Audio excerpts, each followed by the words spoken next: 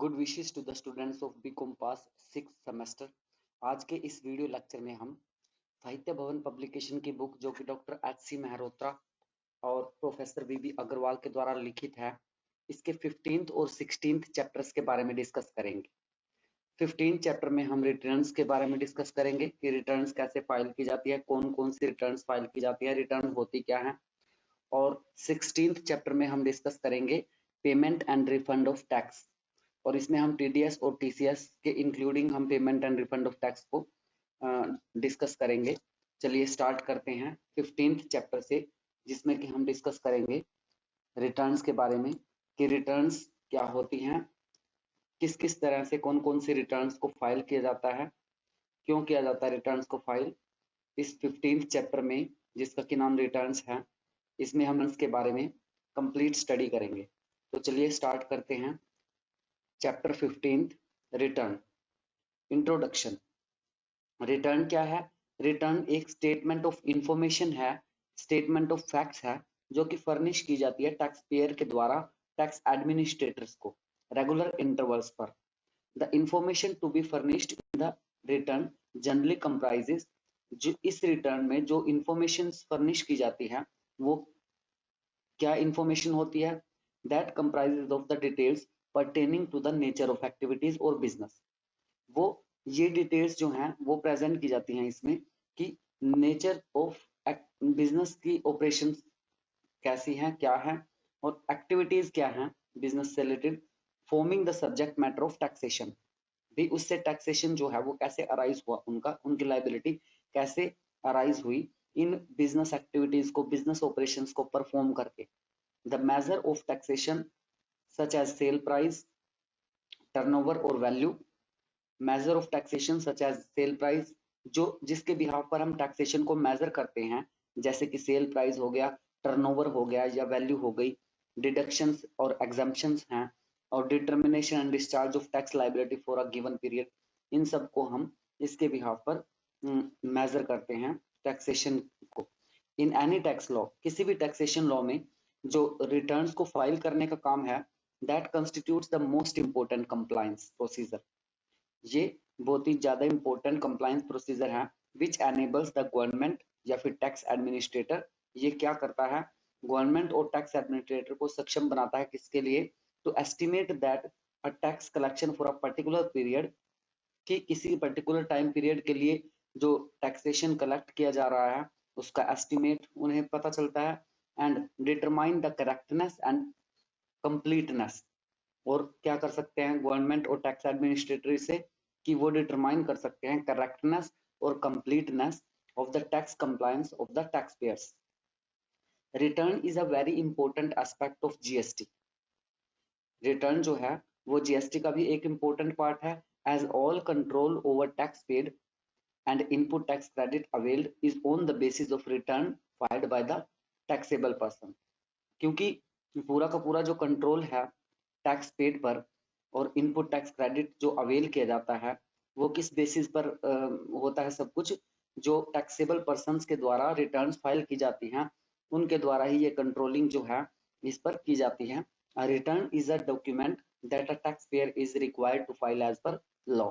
Return जो है वो एक डॉक्यूमेंट है जो कि टैक्स पेयर के द्वारा एज पर लॉ फाइल किया जाता है। तो ये तो हो गया हमारा रिटर्न। रिटर्न क्या होती है? अब चलिए पढ़ते हैं इसके पर्पसेस क्या हैं, रिटर्न फाइल करने के क्या उद्देश्य होते हैं। फर्स्ट है return provide a framework for working out the tax. Return क्या प्रोवाइड करता है? हमें फ्रेमवर्क प्रो करता है tax working out the tax, tax की वर्किंग के लिए टैक्स को हम कैलकुलेट कर सकते हैं इससे। That becomes payable in the prescribed period, कि जो प्रेस्क्राइब्ड पीरियड के लिए टैक्स पेएबल है वो कितना है, रिटर्न से हमें ये पता चल जाता है। Applying the legal principle to the transactions laid down under the tax law during the period. उस पर्टिकुलर टाइम पीरियड में उस पर्टिकुलर टैक्सेशन लॉ के अंडर उन ट्रांजैक्शंस पर जो है वो कितना टैक्स जो है हमारा हमें हमारी लाइबिलिटी बनती है, ये हमारा पर्पस होता है रिटर्न फाइल करने का। Second, GST is a self assessed. GST जो है वो सेल्फली असेस्ड किया जाता है, डेस्टिनेशन बेस्ड टैक्सेशन सिस्टम है। तीसरा, a taxation person has a legal obligation to declare his tax liability for a given period in the return. एक taxable person जो है वो उसके पास लीगल ऑब्लिगेशन है to declare his tax liability, कि वो बाधित है टैक्सेशन लॉ के अकॉर्डिंग कि उसको अपनी टैक्स लायबिलिटी जो है वो डिक्लेयर करनी ही होगी रिटर्न्स फाइल करने के माध्यम से। फर्निश डिटेल्स, उसको क्या डिटेल्स प्रेजेंट करनी होंगी? The taxes paid in accordance with that return, उस रिटर्न के अकॉर्डिंग कितनी उसका टैक्स लायबिलिटी बनती है और कितना वो पे कर रहा है। And file correct and complete return with in the stipulated time frame, जो भी टाइम पीरियड उसके लिए निर्धारित किया गया है उस निर्धारित अवधि में जो है करेक्ट और कंप्लीट रिटर्न जो है वो फाइल की गई है टैक्स पेयर के द्वारा। Returns under the GST R totally electronic, GST के अंडर रिटर्न्स जो है वो इलेक्ट्रॉनिकली फाइल की जाती हैं without any requirement of physical submission. GST के अंडर हमें जो रिटर्न्स फाइल करनी है वो इलेक्ट्रॉनिक माध्यम से ही करनी है, इसमें हमें कोई फिजिकल सबमिशन नहीं करना है। कोई भी फॉर्म जो है जीएसटीआर 1 से लेकर जीएसटीआर 11 तक हमें वो मैनुअली हार्ड कॉपी उसकी फिल करके हमें कंप्लीट करके वो नहीं देना है, ये इलेक्ट्रॉनिकली हमें जीएसटी पोर्टल पर फाइल करनी है।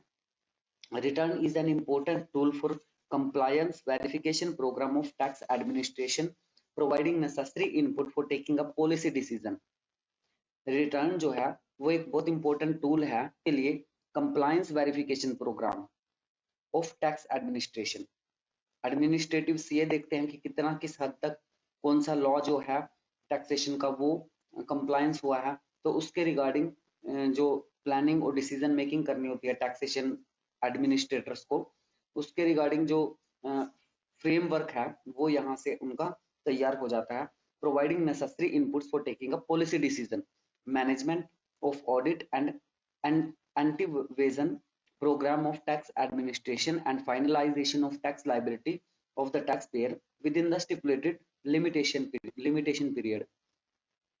नेक्स्ट है अब टॉपिक, ये हमने पढ़ लिया कि क्या पर्पसेस हैं इसके, क्या ऑब्जेक्टिव्स हैं, इनको आप पढ़कर और हेडिंग वाइज आप अपने नोट्स बना लेंगे ताकि जब क्वेश्चन आए टर्म एंड एग्जाम में तो हेडिंग वाइज आप इनको एक्सप्लेन कर सकें कि जो ऑब्जेक्टिव्स हैं उनके 7-8 हेडिंग्स, तो 8 हेडिंग्स आपके पास हों ऑब्जेक्टिव्स के।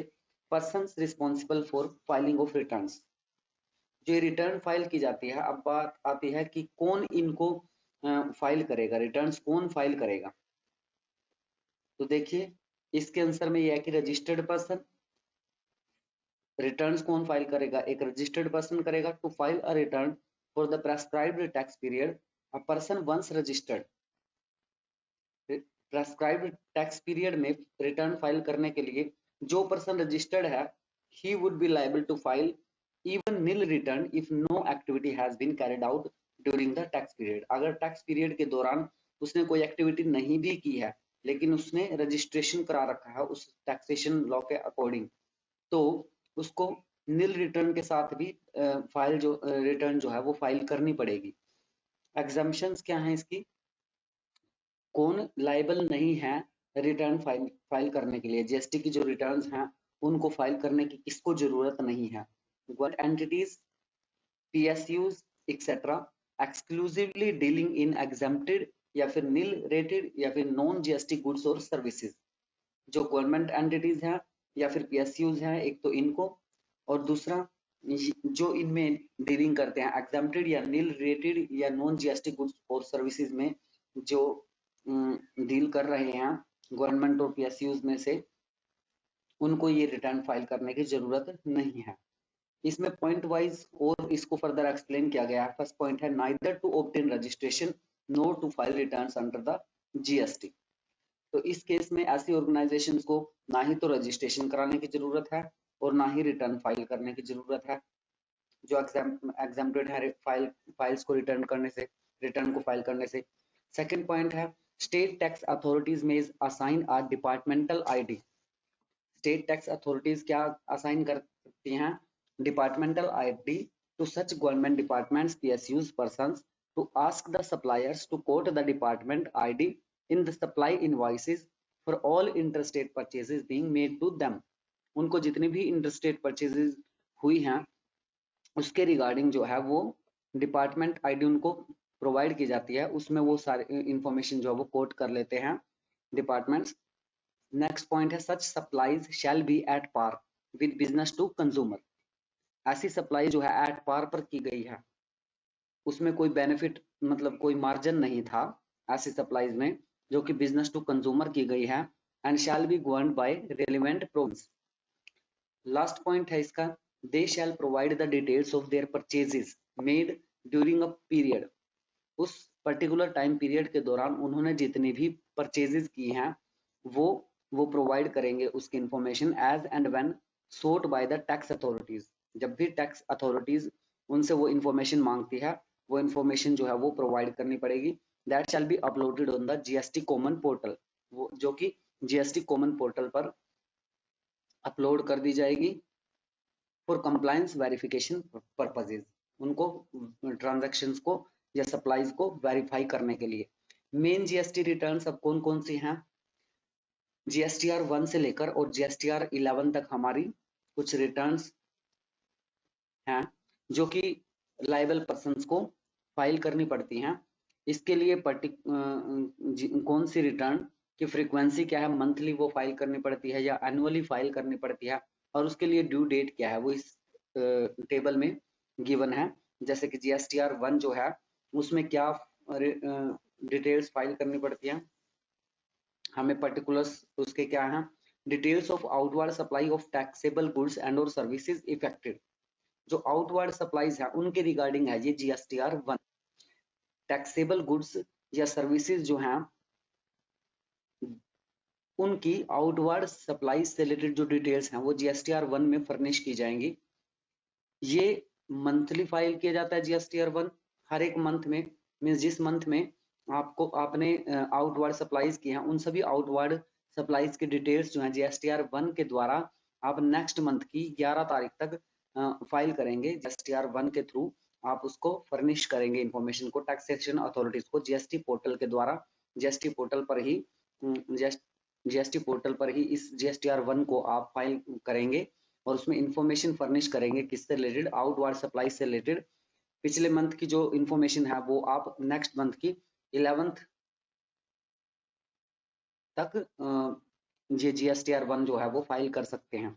ऐसे जीएसटीआर 2 है वो इनवर्ड सप्लाई से रिलेटेड है, ये भी मंथली है लेकिन ये नेक्स्ट मंथ की 15th को फाइल की जाती है। जीएसटीआर 2A में आउटवर्ड सप्लाई से रिलेटेड जो डिटेल्स हैं उसमें सप्लायर के द्वारा जो अवेलेबल है electronically to the concern recipient to verify, validate, modify, add और डिलीट। तो ये इंफॉर्मेशन जो जीएसटीआर 2 में फर्निश की जाती है उसके बिहाफ पर जीएसटीआर 2A चला जाता है रिलेटेड जो डीलर्स हैं उसके, जैसे इनवर्ड सप्लाई के बारे में कि किससे आई है वो, तो उसके पास भी जाएगी इंफॉर्मेशन जीएसटीआर 2A में। फिर वो उनसे कंफर्मेशन मांगेगा कि एक्सेप्टेंस या रिजेक्टेंस, या फिर उसमें मॉडिफाई कर सकते हैं, वैलिडेट कर सकते हैं, वेरीफाई कर सकते हैं, डिलीट कर सकते हैं डाटा को। अगर उनकी ट्रांजैक्शन नहीं है तो वो डिलीट कर देंगे उसको, ठीक है, और अगर उनसे रिलेटेड ट्रांजैक्शन है तो वेरीफाई करेंगे उसको, वैलिडेट करेंगे, या फिर अगर कुछ चेंजेस करने हैं उसमें मींस वो सही ट्रांजैक्शन नहीं है तो उसमें उसकी मॉडिफिकेशन करेंगे। तो जीएसटीआर 2A में 2A से रिलेटेड जो है जीएसटीआर 2 के बेसिस पर जीएसटीआर 2A जो है वो रिलेटेड पर्सन्स को के पास इसकी नोटिफिकेशंस आती हैं और उसमें वो इंफॉर्मेशन फर्निश करते हैं। ये कब करनी होती है? 11 से 15 तारीख के बीच में नेक्स्ट मंथ की। जैसे जनवरी की जो डिटेल्स हैं, जनवरी की डिटेल्स के बारे में इंफॉर्मेशन जो है वो फाइल करेगा, अपनी इनवर्ड सप्लाईज के बारे में इंफॉर्मेशन देगा 15 तारीख तक, और जीएसटीआर 2A में 11 से 15 के बीच में नेक्स्ट मंथ की। GSTR 2B auto drafted ITC statement. ये ऑटो ड्राफ्टेड आईटीसी स्टेटमेंट है जो जनरेट होती है हर एक रिसिप्ट के लिए। ये जो है नेचर में स्टैटिक है, मींस फिक्स रहती है, ये मंथली फाइल की जाती है। इसमें इसकी ड्यू डेट है availability of information of previous month. जैसे ही प्रीवियस मंथ से रिलेटेड इंफॉर्मेशन जो अवेलेबल हो जाती है आप इस रिटर्न को फाइल कर सकते हैं जीएसटीआर 2B। जीएसटीआर 3 में एक मंथली रिटर्न है monthly return on the basis of finalization of details of outward supply and inward supply along with the payment of amount of tax. Amount of tax की payment के साथ आप ये monthly return जो है GSTR 3 ये furnish करते हैं, फाइल करते हैं अगले महीने की 20 तारीख तक। GSTR 3B में क्या है? Simple monthly return. ये एक सिंपल मंथली रिटर्न है presented in value term by supplier. Supplier के द्वारा वैल्यू टर्म्स में प्रेजेंट की जाने वाली एक मंथली रिटर्न है, जो कि इसकी ड्यू डेट क्या है? Staggered on 20th, 22nd and 24th on succeeding month.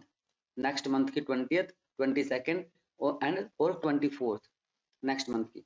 तो GSTR 4 क्या है? Return for composition dealer. Composition जो कंपोजिशन लेवी के लिए एप्लीकेबल है, जिन पर कंपोजिशन लेवी एप्लीकेबल है, वो डीलर जो है GSTR 4 के थ्रू क्वार्टरली अपनी इंफॉर्मेशन जो है फर्निश करेंगे, फाइल करेंगे इस रिटर्न को GSTR 4 के द्वारा। हर जो आपका सक्सीडिंग क्वार्टर है उसकी 18th, पहले मंथ की 18th को आप ये रिटर्न GSTR 4 फाइल करेंगे। इसके बाद है GSTR 5।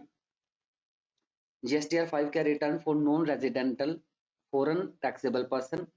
जो non resident foreign taxable person है वो इस रिटर्न को फाइल करेगा मंथली नेक्स्ट मंथ की 20th को। GSTR 6 है return for input service distributor. Input service distributor के बारे में पिछले चैप्टर्स में हमने पढ़ा। तो इनपुट सर्विस डिस्ट्रीब्यूटर क्या करेगा? GSTR 6 रिटर्न जो है वो फाइल करेगा अगले मंथ की 13 तारीख तक। GSTR 7 return for authorities deducting tax at source. जो टैक्स एट सोर्स जो है वो डिडक्ट करती हैं अथॉरिटीज, वो GSTR 7 की रिटर्न जो है वो फाइल करेंगी अगले मंथ की 10 तारीख तक। ये भी मंथली रिटर्न है। GSTR 8 details of supplies effected through e-commerce operator and the amount of tax collected. E-commerce operator के थ्रू जो सप्लाईज हुई हैं और उनके द्वारा जो टैक्स कलेक्ट किया गया है उसकी इंफॉर्मेशन GSTR 8 के थ्रू अगले मंथ की 10 तारीख तक फर्निश की जाएगी। GSTR 9 annual return by registered person except ISD, casual taxable person, non resident taxable person. ISD को छोड़ के, इनपुट सर्विस डिस्ट्रीब्यूटर को छोड़ के, कैजुअल टैक्सेबल पर्सन को छोड़ के और नॉन रेजिडेंट टैक्सेबल पर्सन को छोड़कर बाकी रजिस्टर्ड पर्संस की एनुअल रिटर्न जो है 31 दिसंबर फाइनेंशियल ईयर के 31 दिसंबर को ये GSTR 9 जो है वो फाइल करनी होती है। GSTR 9A में जो है एनुअल रिटर्न जो है ये आप किसके द्वारा है? कंपोजिशन डीलर के द्वारा, जो कि annually 31 December of succeeding financial year file की जाती है। नेक्स्ट पेज पर आ जाइए। GSTR 10 है। GSTR 10 जो है ये भी एक फाइनल रिटर्न है। ये कब, फ्रीक्वेंसी क्या है इसकी? Once when registration is cancelled और सरेंडर्ड। जब आपका रजिस्ट्रेशन जो है वो कैंसिल हो जाता है या सरेंडर हो जाता है तो उस केस में आपको GSTR 10 फाइल करनी होती है। कब फाइल करनी होती है ये? Within 3 months of the date of cancellation. जब आप कैंसलेशन करवाते हैं अपने रजिस्ट्रेशन की, या फिर आपका रजिस्ट्रेशन जब भी कैंसिल हो जाता है अपने आप ही, आप वॉलंटरली उसको कैंसिल करवाते हैं, तो उसके 3 महीने के अंदर ये GSTR 10 में आपको सारी इंफॉर्मेशन फर्निश करनी है। GSTR 11 क्या है? इसमें details of inward supply to be furnished by person having UIN and claiming refund. तो ये इंफॉर्मेशन फर्निश की जाती है मंथली 28 तारीख को, मंथ की following the month for which statement is filed. अब नेक्स्ट है आपका फाइलिंग ऑफ रिटर्न। रिटर्न की फाइलिंग कैसे होती है, इसका प्रोसीजर आइए पढ़ते हैं। Filing of return. Filing GST return under GST regime is most critical business activity as it will also determine compliance rating and timely refund। जैसा कि आप जानते हैं कि रिटर्न फाइल टाइमली करेंगे तो रिफंड भी टाइमली आएगा, और कंप्लायंस रेटिंग क्या है ये भी आप GST रिटर्न फाइल करने के बाद ही पता चलता है इसका भी। Return shall be filed for every GST। Return जो है वो हर एक GST के लिए फाइल की जाती है। If a person has more than 1 GST, अगर एक पर्सन के पास एक से ज्यादा GST है तो वो मल्टीपल रिटर्न्स फाइल करेगा हर एक GST के बिहाफ पर। The filing of return shall B only through online mode. GST portal पर ही आप रिटर्न जो है वो फाइल करेंगे। वैलिड रिटर्न कौन सी होती है? वैलिड रिटर्न क्या है? Valid return means a return filed under the CGST act. जो वैलिड रिटर्न है उसका क्या मीनिंग है? ये एक ऐसी रिटर्न है जो कि सीजीएसटी एक्ट के अकॉर्डिंग फाइल की गई है, on which self assessed tax has been paid in full, जिसमें कि सेल्फ असेस्ड टैक्स जो है मींस असेसमेंट जो है उसकी सेल्फ की गई है, स्वयं ही उसकी असेसमेंट की गई है, वो फुल पेमेंट की जाती है उसकी। दस अ रिटर्न इज नॉट वैलिड। तो एक रिटर्न जो है वो वैलिड नहीं होगी जब तक कि उसके ड्यूज जो टैक्सेस हैं वो आपने पे नहीं किए हैं, फुली पे नहीं किए हैं, तब तक वो एक वैलिड रिटर्न नहीं है। वो एक वैलिड रिटर्न तभी होगी जीएसटी के केस में जब आप उससे रिलेटेड जो ड्यूज हैं वो क्लियर कर देते हैं, उसकी फुली पेमेंट कर देते हैं।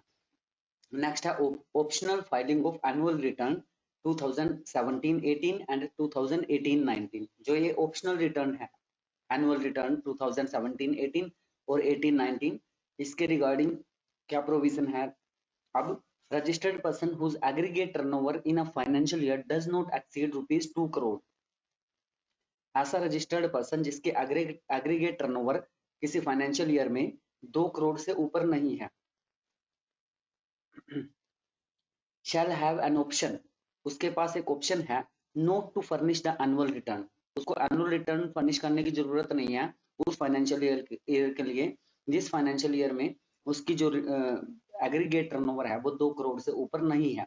लेकिन ये किन फाइनेंशियल ईयर से रिलेटेड है? 2017-18 और 2018-19। In other words such person may choose not to furnish the annual returns for the said years। 2017-18 और 18-19 फाइनेंशियल ईयर्स में से किसी भी अगर फाइनेंशियल ईयर में या दोनों फाइनेंशियल ईयर में 2 करोड़ से ज्यादा उसके एग्रीगेट टर्नओवर नहीं है तो वो रिटर्न को फाइल ना करने का ऑप्शन जो है वो चूज कर सकता है। If the annual return is not furnished by the due date, अगर जो एनुअल रिटर्न है वो ड्यू डेट तक फर्निश नहीं की जाती, the option is exercise not to furnish the annual return, it shall be deemed to have furnished. On the recommendation of the council, the central government has notified that council के recommendations पर central government ने notify किया है कि such registered person whose aggregate turnover of outward supplies is in preceding financial year or in current financial year 2019-20 does not exceed rupees 1.5 crore shall file the statement of outward supplies in the GSTR 1 on quarterly basis। तो अगर 1.5 करोड़ से ज्यादा उसके जो aggregate turnover है तो वो GSTR 1 के थ्रू अपनी आउटवर्ड सप्लाई से रिलेटेड स्टेटमेंट जो है वो फर्निश करेगा। This statement can be furnished up to the last date of succeeding month. Next month की लास्ट डेट तक वो इस स्टेटमेंट को फर्निश कर सकता है after the end of relevant quarter. Relevant quarter जो है उसके एंड होने पर सच पर्संस में furnish the statement of April 2019 to June 2019 quarter up to 31st July 2019। Filing of return in a staggered manner. Staggered manner में आप returns को file कैसे कर सकते हैं? The government has eased filing of the returns by allowing to file in a staggered manner. Government ने इस process को जो है रिटर्न फाइल करने की जो प्रोसेस है बहुत ही उसको आसान बना दिया है, जिसको कि आप स्टैगर्ड मैनर में डिफिकल्टीज को जो है डिफिकल्टीज इसमें बिल्कुल भी नहीं आती। ट्रेड और इंडस्ट्रीज के द्वारा जो डिफिकल्टीज फेस की जाती थी उनको इसमें स्टैगर्ड मैनर में उनको ईज कर दिया है रिटर्न्स को फाइल करने के लिए। Presently the last date of filing GSTR 3B for every tax payer is 20th of every month. ये नहीं है कि मंथ स्टार्टिंग में ही आपको GSTR 3B प्रेजेंट करनी होती है, लास्ट डेट इसकी क्या है? 20th of every month। Taxpayers having annual turnover of ₹5 crore and above in previous financial year will have deadline of 20th of next month to file their GSTR 3B return। Taxpayer with annual turnover under ₹5 crore, जिनकी 5 करोड़ से कम है annual turnover previous financial year के दौरान, will be divided further in following 2 categories। Way 2 categories में divide किए जाते हैं state के बिहाफ पर कि कौन सी स्टेट में वो एग्जिस्ट करते हैं। पहली जो कैटेगरी है वो 15 नोटिफाइड स्टेट्स या यूनियन टेरिटरीज की हैं जो GSTR 3B जो है वो बाई नेक्स्ट मंथ की 22 तारीख तक फर्निश करते हैं। दूसरा है जो रिमेनिंग नोटिफाइड स्टेट्स और यूनियंस हैं जो इन 15 स्टेट्स में नहीं है, territories can file GSTR 3B returns by 24th of next month. इनको 2 दिन की और छूट है, ये नेक्स्ट मंथ की 24th तक ये इंफॉर्मेशन GSTR 3B जो रिटर्न्स है ये फर्निश कर सकते हैं। The matter has been discussed by GSTN with Infosys limited. GST network और इन्फोसिस लिमिटेड में डिस्कशन हुआ मैटर जो है the managed service provider which has come out with above solution to de-stress the process। इस process में stress को reduce किया गया है। This new guidelines to come into effect from 1st April 2020। ये जो नई गाइडलाइंस हैं ये 1 अप्रैल 2020 से इफेक्टेड हैं। GSTR 3B returns can be filed in a staggered manner. Staggered manner में कैसे की जा सकती हैं ये आप फ्लो चार्ट में भी देख सकते हैं। पेज नंबर 239 राइट साइड में ऊपर देखिए, ये फ्लो चार्ट है जिसमें कि स्टैगर्ड मैनर के बारे में आप रिटर्न्स स्टैगर्ड मैनर में कैसे रिटर्न फाइल की जा सकती हैं वो गिवन है।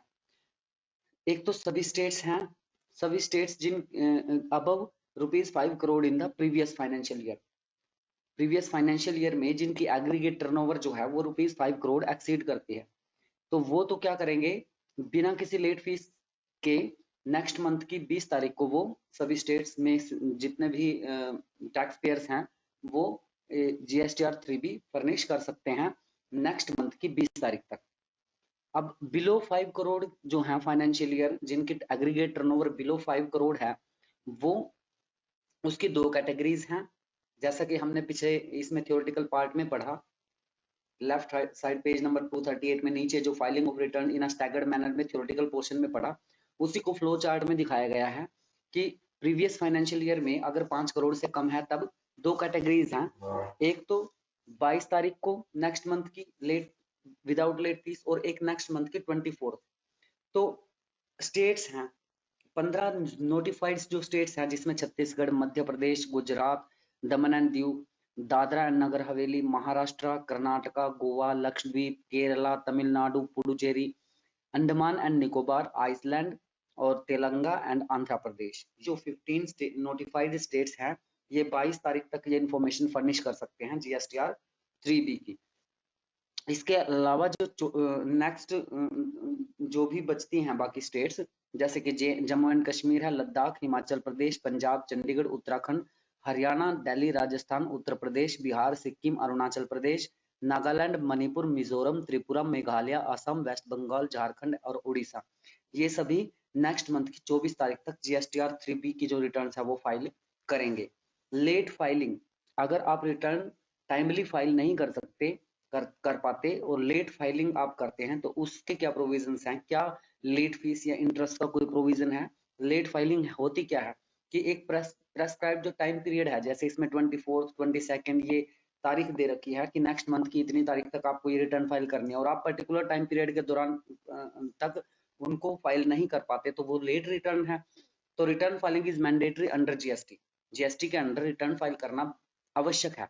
Even if there is no transaction, चाहे वहां पर कोई ट्रांजैक्शन नहीं है लेकिन फिर भी आपको नील रिटर्न के साथ फाइल जो है वो करनी पड़ेगी। You can not file a return if you don't file previous month quarters return. अगर आप पिछले मंथ रिटर्न फाइल नहीं करते तो नेक्स्ट मंथ की भी नहीं कर पाएंगे, तो इसलिए आपको प्रीवियस मंथ की रिटर्न टाइमली फाइल करना जरूरी है। Hence late filing of GST return will have a cascading effect. अगर आप जीएसटी रिटर्न जो है वो लेट फाइल करेंगे तो वो कैस्केडिंग इफेक्ट आ जाएगा उसमें, जो कि जिसमें कि आपको भारी जो फाइन और पेनल्टी पे करने पड़ सकते हैं। Late fees and interest, sorry, late fees और इंटरेस्ट। लेट फाइलिंग पर आपको लेट फीस भी पे करनी पड़ेगी और जितना लेट आप उस पेमेंट को करेंगे उस पर इंटरेस्ट पे करना पड़ेगा। तो इसकी क्या प्रोविजन है, सेक्शन 47 फर्स्ट एंड 2 से GST act. Interest is 18% per annum. जो इंटरेस्ट आपको पे करना पड़ता है वो कितना है, 18% per annum. It has to be calculated by the tax payer. Tax payer के द्वारा कैलकुलेट किया जाता है on the amount of outstanding tax to be paid. जो आउटस्टैंडिंग टैक्स है, मान लीजिए 1 लाख रुपए उसका आउटस्टैंडिंग टैक्स बनता था और 3 मंथ्स लेट है वो, तो 18% पर एनम जो है वो इंटरेस्ट पे करना पड़ेगा। एनुअल रेट है ये इंटरेस्ट की। तो 3 मंथ्स के लिए दीजिए आप 1 lakh multiplied by 18 upon 100 multiplied by 3/12। 3 months का निकाल रहे हैं तो 3 मंथ्स का निकाल के उतना जो इंटरेस्ट है उसको पे करना पड़ेगा। Time period will be from the next day of filing to the date of payment. Next point देखिए, as per the GST law late fee is ₹100 per day. जो लेट फीस है, रिटर्न फाइल अगर timely नहीं कर पाते आप तो per day आपको ₹100 लेट फीस जो है लेट फीस के हिसाब से अमाउंट पे करना पड़ेगा। So it is 100 under CGST and 100 under SGST. ये नहीं कि ₹100 से काम चल जाएगा। ₹100 का तो ये मतलब होगा कि ₹50 सीजीएसटी और ₹50 एसजीएसटी, लेकिन ₹100 पर डे का मतलब है फाइन का कि सीजीएसटी में भी ₹100 और एसजीएसटी के ₹100 कुल मिला के आपको ₹200 पर डे पे करने पड़ेंगे। मैक्सिमम इज ₹10,000 यानी कि 5,000 सीजीएसटी और 5,000 SGST. There is no late fee on IGST. IGST को पे करने के लिए कोई लेट फीस नहीं है। नेक्स्ट है late fees for GSTR 3B of July August September waived. Any late fees paid for these months will be credited back to electronic cash ledger under tax and can be utilized to make GST payments. As per latest update, late fees for GSTR 5A earlier reduced stands withdrawn. जो reduce की गई थी उसको दोबारा से withdraw कर लिया गया है। So the late fees of 200 per day और ₹100 per day in case of nil return filing shall apply with effect from 7 March 2018। 7 मार्च से ये अप्लाई हो गया था। Late fees for GSTR 1, GSTR 3B, GSTR 4, GSTR 5 और GSTR 6 after the due date has been reduced to ₹50 per day. ये reduce करके कितना कर दिया गया? ₹50 पर डे के हिसाब से। मीन्स जीएसटी भी एसजीएसटी भी 50-50 रुपए means total ₹100 per day.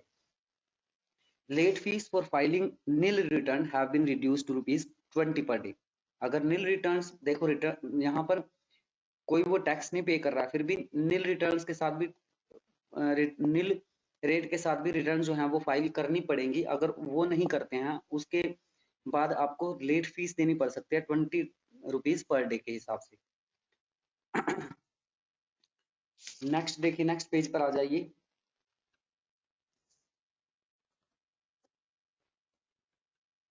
Next है returns for outward supplies.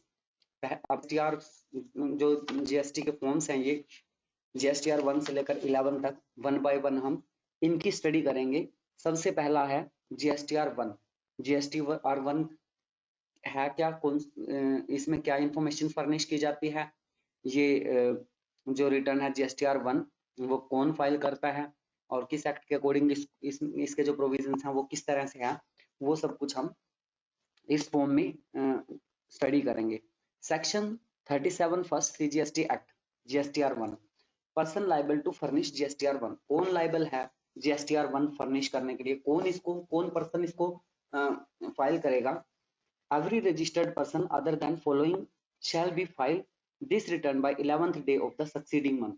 Next month की 11th को ये पर्सन इसको फाइल करेंगे जीएसटीआर 1 को। कौन कौन से? सभी पर्सन करेंगे इन पर्सन्स को छोड़ के।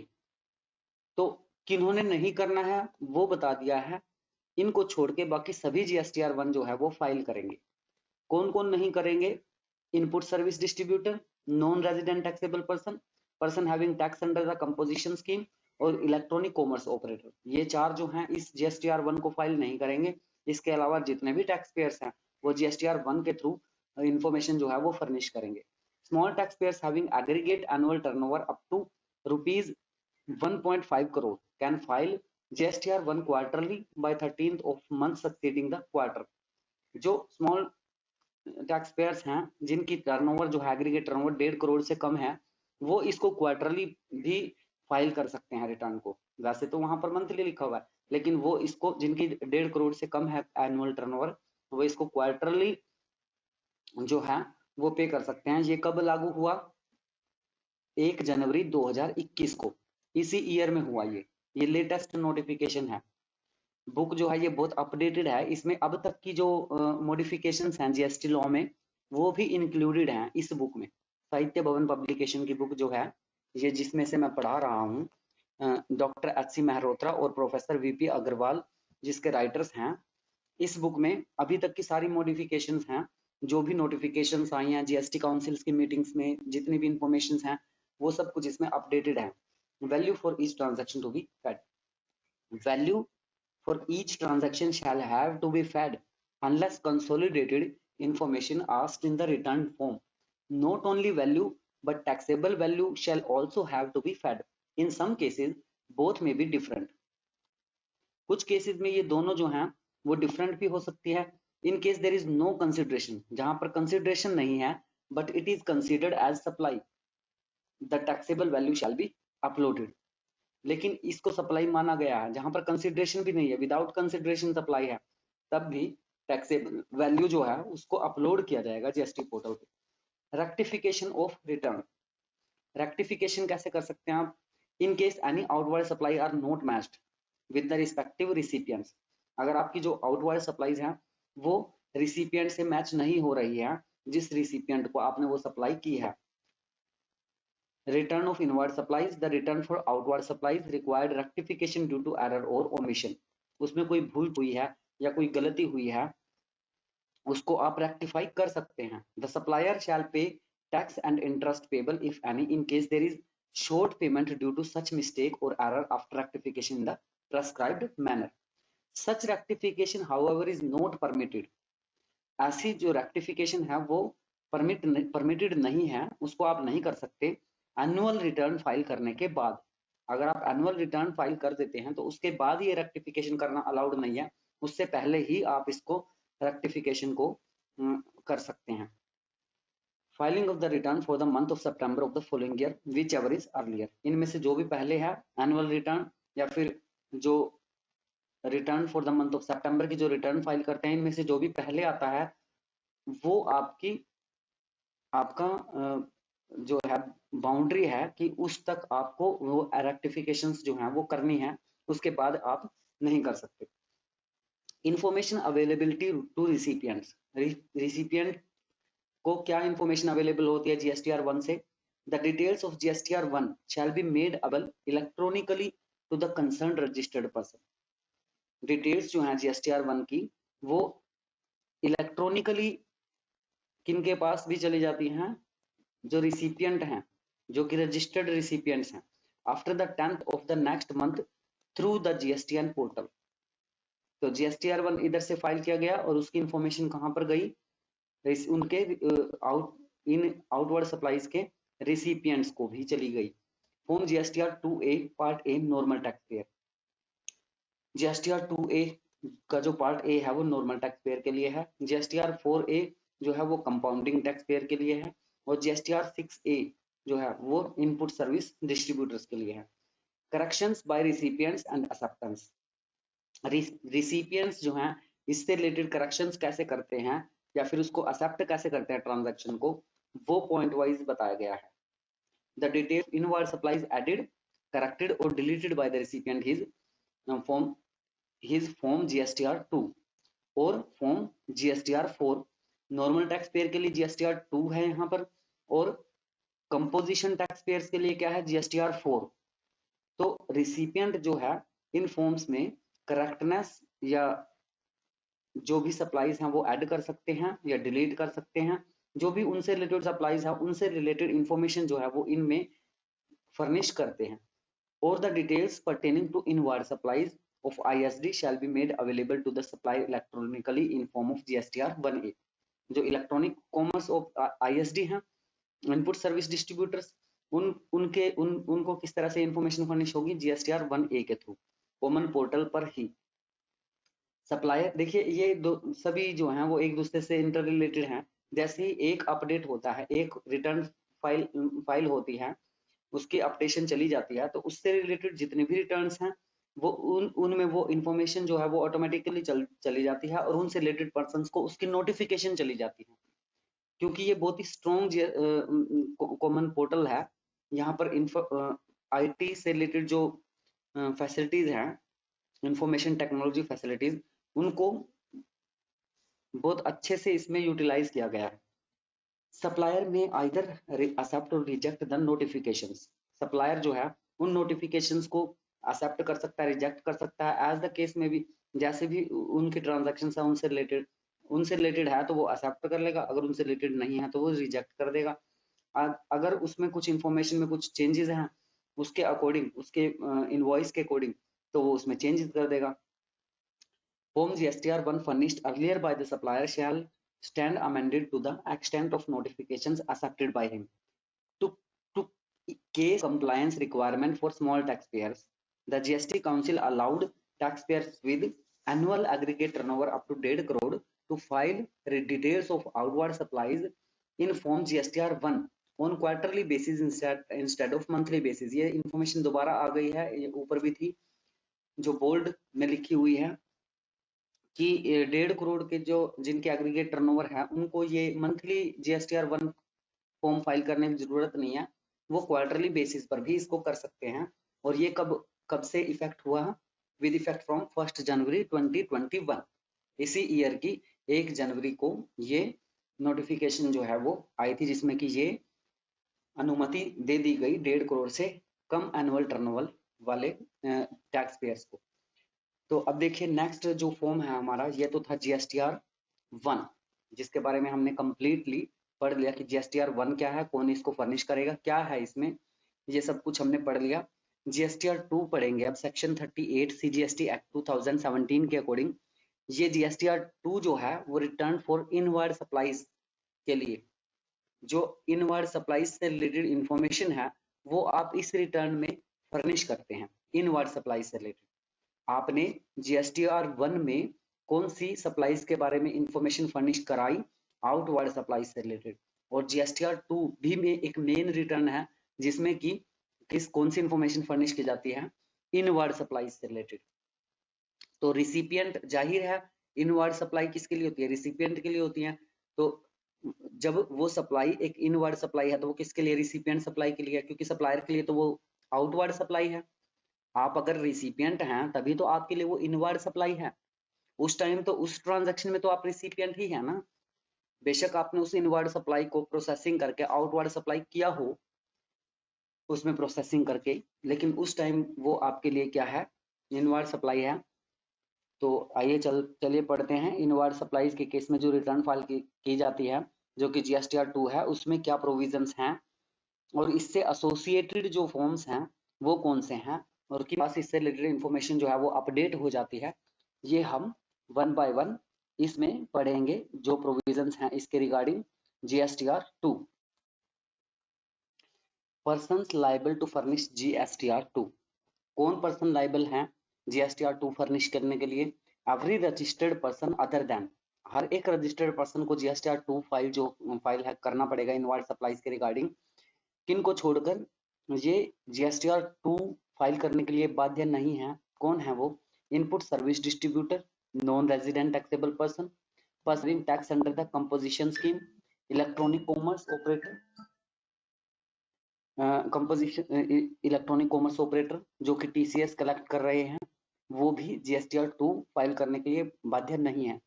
इसके अलावा जितने भी रजिस्टर्ड टैक्स पेयर्स हैं वो सभी GSTR2 के द्वारा अपनी इनवर्ड सप्लाईज के बारे में इंफॉर्मेशन जो है वो फर्निश करेंगे टैक्सेशन अथॉरिटीज को। नेक्स्ट है इसी में point, correctness by recipients and acceptance. अब इनवर्ड सप्लाई जिसके लिए इसमें कोई त्रुटि है तो वो उसको कैसे रेक्टिफाई करेगा या फिर इस ट्रांजैक्शन को कैसे एक्सेप्ट करेगा? जैसे हम इनवर्ड सप्लाई के बारे में GSTR2 में इंफॉर्मेशन फर्निश करते हैं तो उसकी एक्सेप्टेंस या रिजेक्शंस जो हैं उसको भी जाती है जिससे हमने सप्लाई परचेज की है वो। तो इसके रिगार्डिंग क्या इंस्ट्रक्शंस हैं? The details of inward supply added, corrected और deleted by the recipient in his form GSTR2।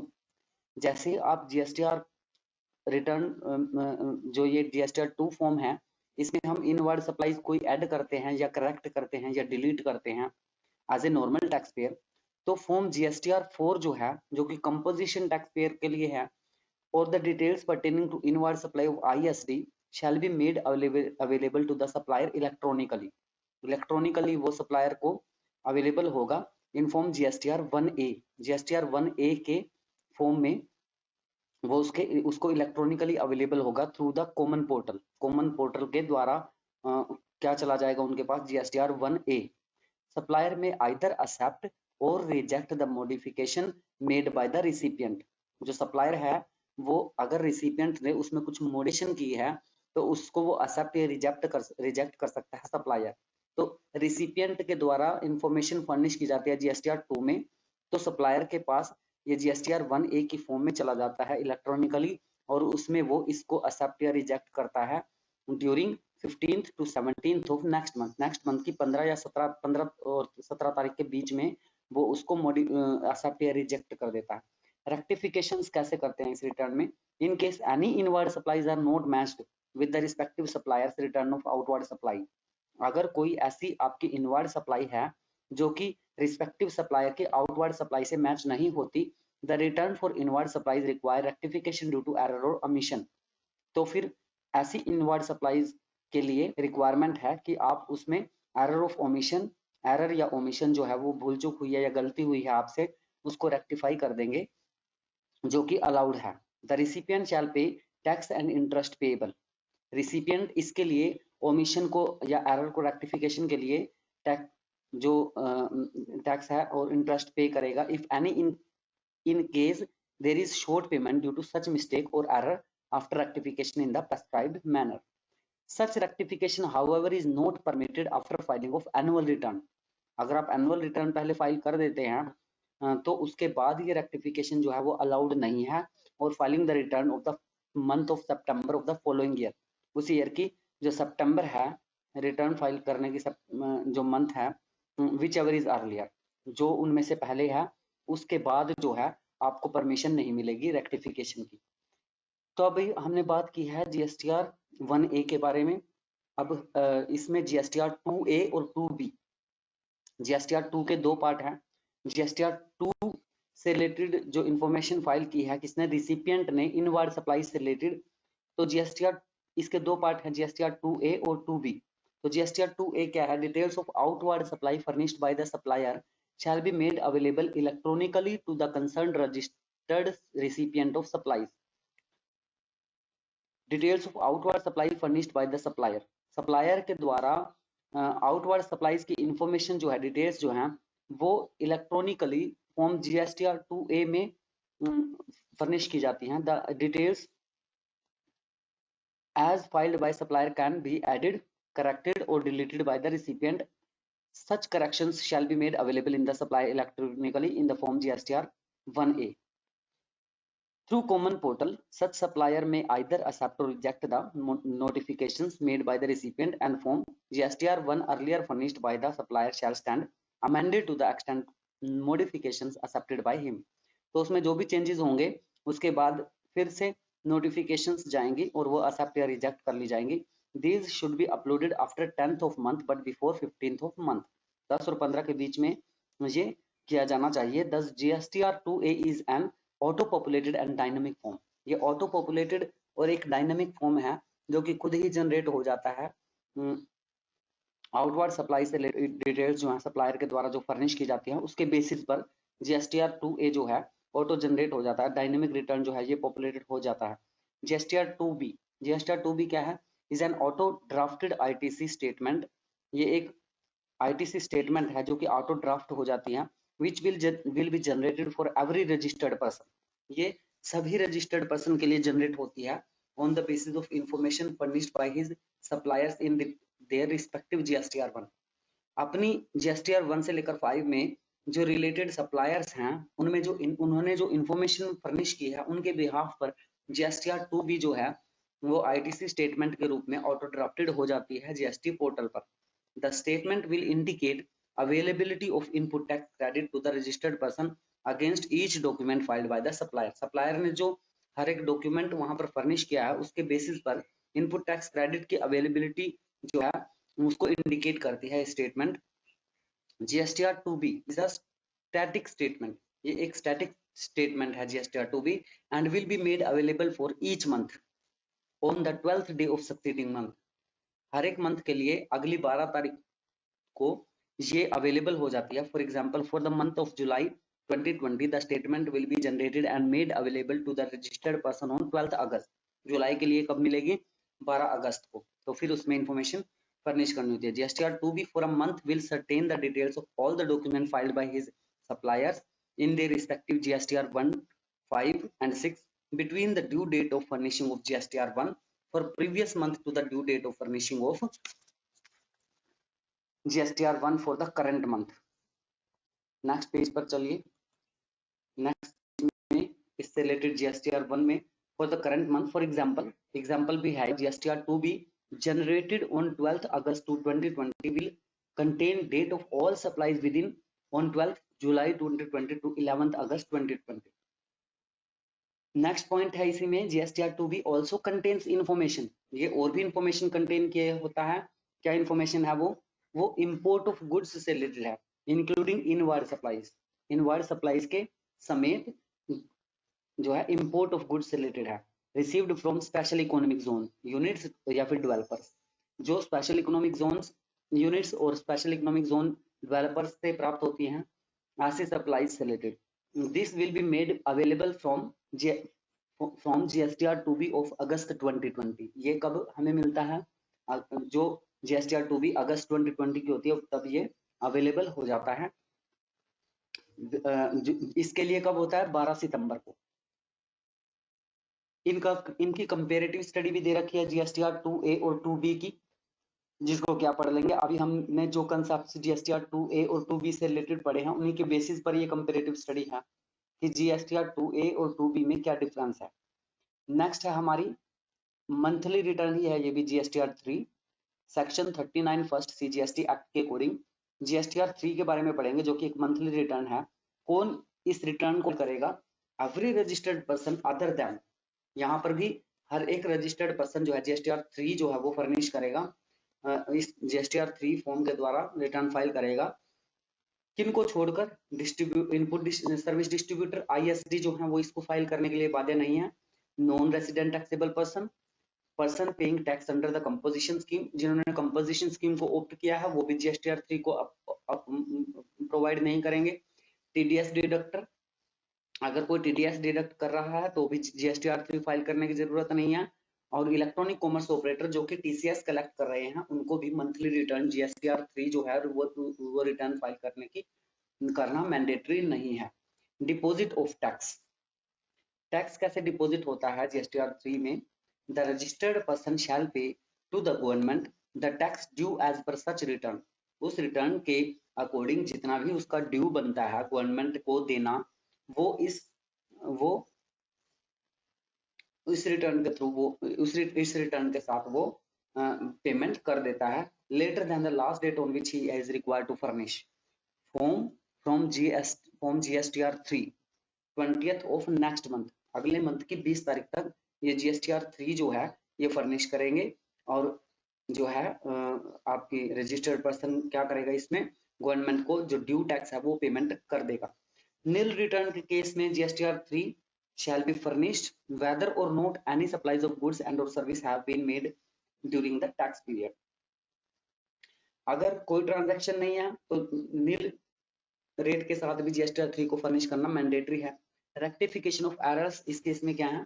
If the registered person after furnishing GSTR 3 discovers any omission और इनकरेक्ट पर्टिकुलर्स देयरिन, अगर वो डिस्कवर करता है कोई omission, कोई भूल चूक हो गई है या फिर कोई गलती उससे हो गई है, he shall rectify such omission or incorrect particulars in the return to be furnished for the month during which such omission or incorrect particulars are noticed, subject of interest under the GST law। GST law के अंतर्गत उसको interest pay करना पड़ेगा उस omission या भूल के लिए, उस अमाउंट पर जो अमाउंट ड्यू है। Such rectification however is not permitted, ऐसी रेक्टिफिकेशन अलाउड नहीं है, परमिटेड नहीं है। कब?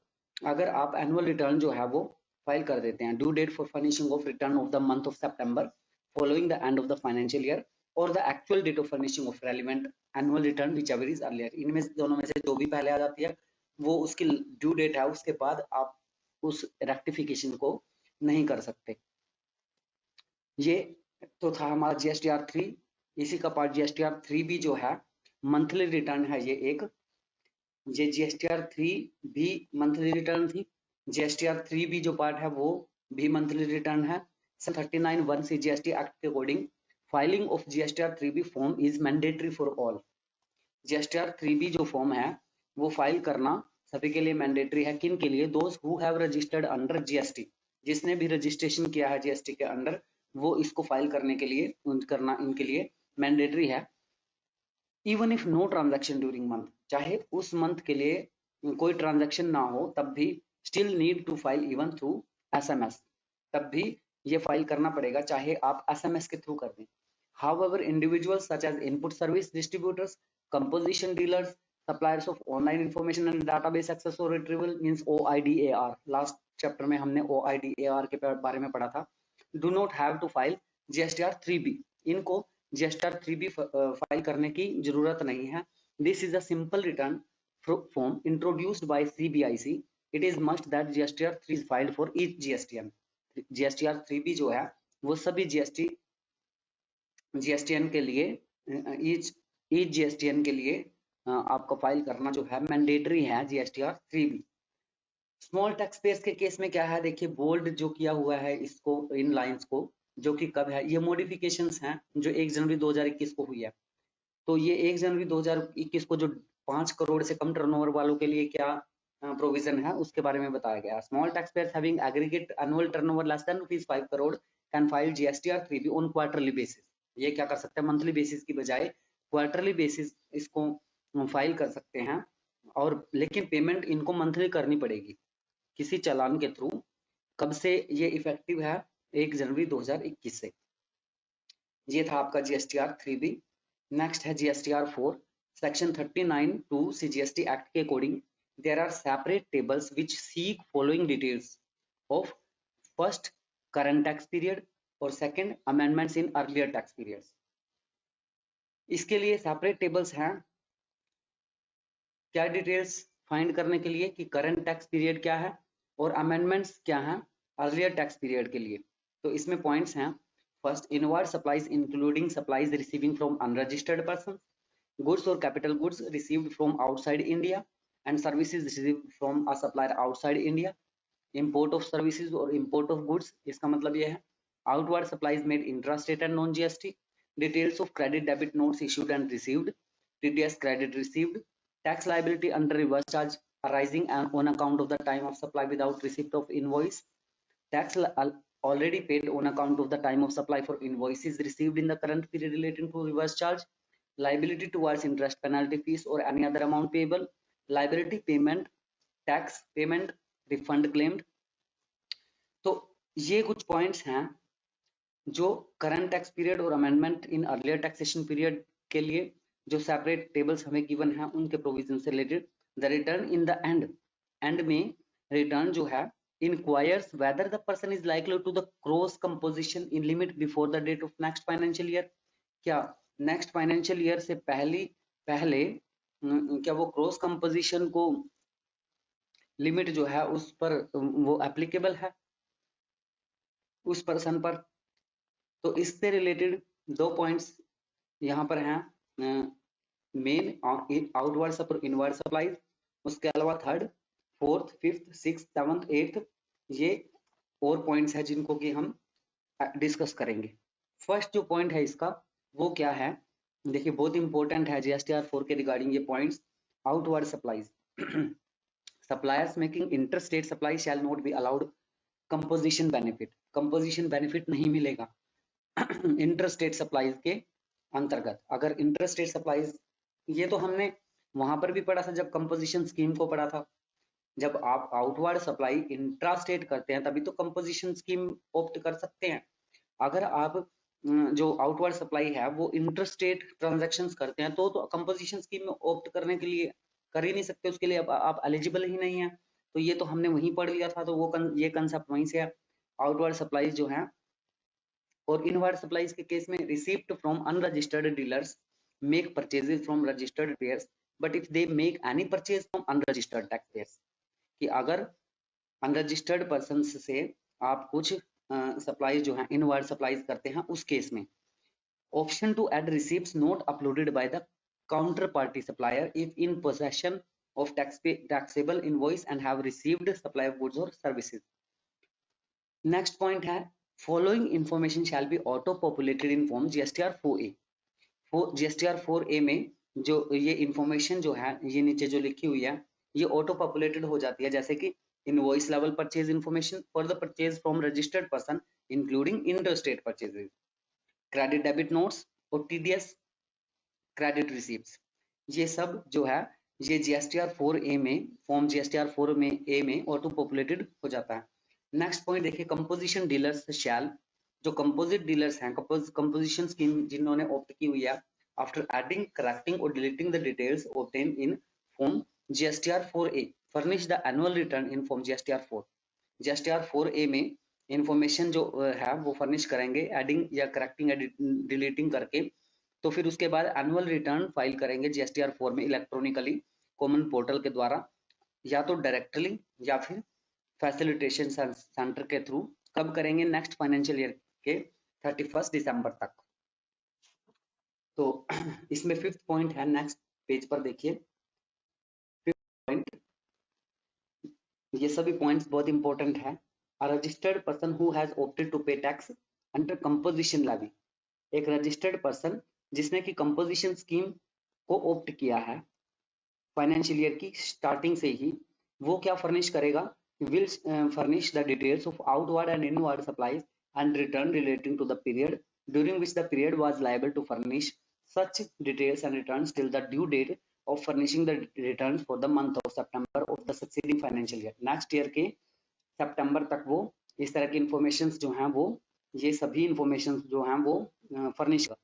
नेक्स्ट पॉइंट है deposit of tax. Deposit of tax में composition tax payer shall pay the tax, composition tax payers जो हैं वो टैक्स पे करेंगे as per such return not later than the last date on which he is required to furnish form GSTR 4। जो उसकी last date है तब उसके according वो अपनी जो ड्यू है वो पे कर देंगे टैक्स रिलेटेड। नील रिटर्न, नील रिटर्न के केस में क्या है? Form GSTR 4 shall be furnished, form GSTR 4 जो है वो फर्निश किया जाएगा, चाहे आपकी जो सप्लाईज हैं गुड्स एंड सर्विसेज की वो पूरे टैक्स पीरियड के दौरान नहीं हो। रेक्टिफिकेशन ऑफ रिटर्न, रिटर्न में रेक्टिफिकेशन कैसे करेंगे आप? If the registered person after furnishing form GSTR 4 discovers any omission or incorrection particulars there, he shall rectify such omission or incorrect particulars in the return subject to payment of interest। इसमें भी आपको GST law के अंतर्गत interest pay करना पड़ेगा। Such rectification however is not permitted, ये rectification allowed नहीं होगी, परमिटेड नहीं होगी। कब? After the due date for furnishing of return for the second quarter following the end of the financial year or the actual date of furnishing of relevant annual return whichever is earlier। इनमें से जो भी पहले होगा वो इसकी last date है rectification of return की, उसके बाद आप रेक्टिफिकेशन जो है वो आपको परमिटेड नहीं होंगी, वो ऑप्शन ही नहीं होगा आपके पास रेक्टिफिकेशन का। नेक्स्ट है आपका जीएसटीआर 5 सेक्शन 39(5) जीएसटी एक्ट के अकॉर्डिंग, जो कि non resident foreigner tax payer है, फॉरेन टैक्स पेयर, उनको फर्निश करना होता है जीएसटीआर 5।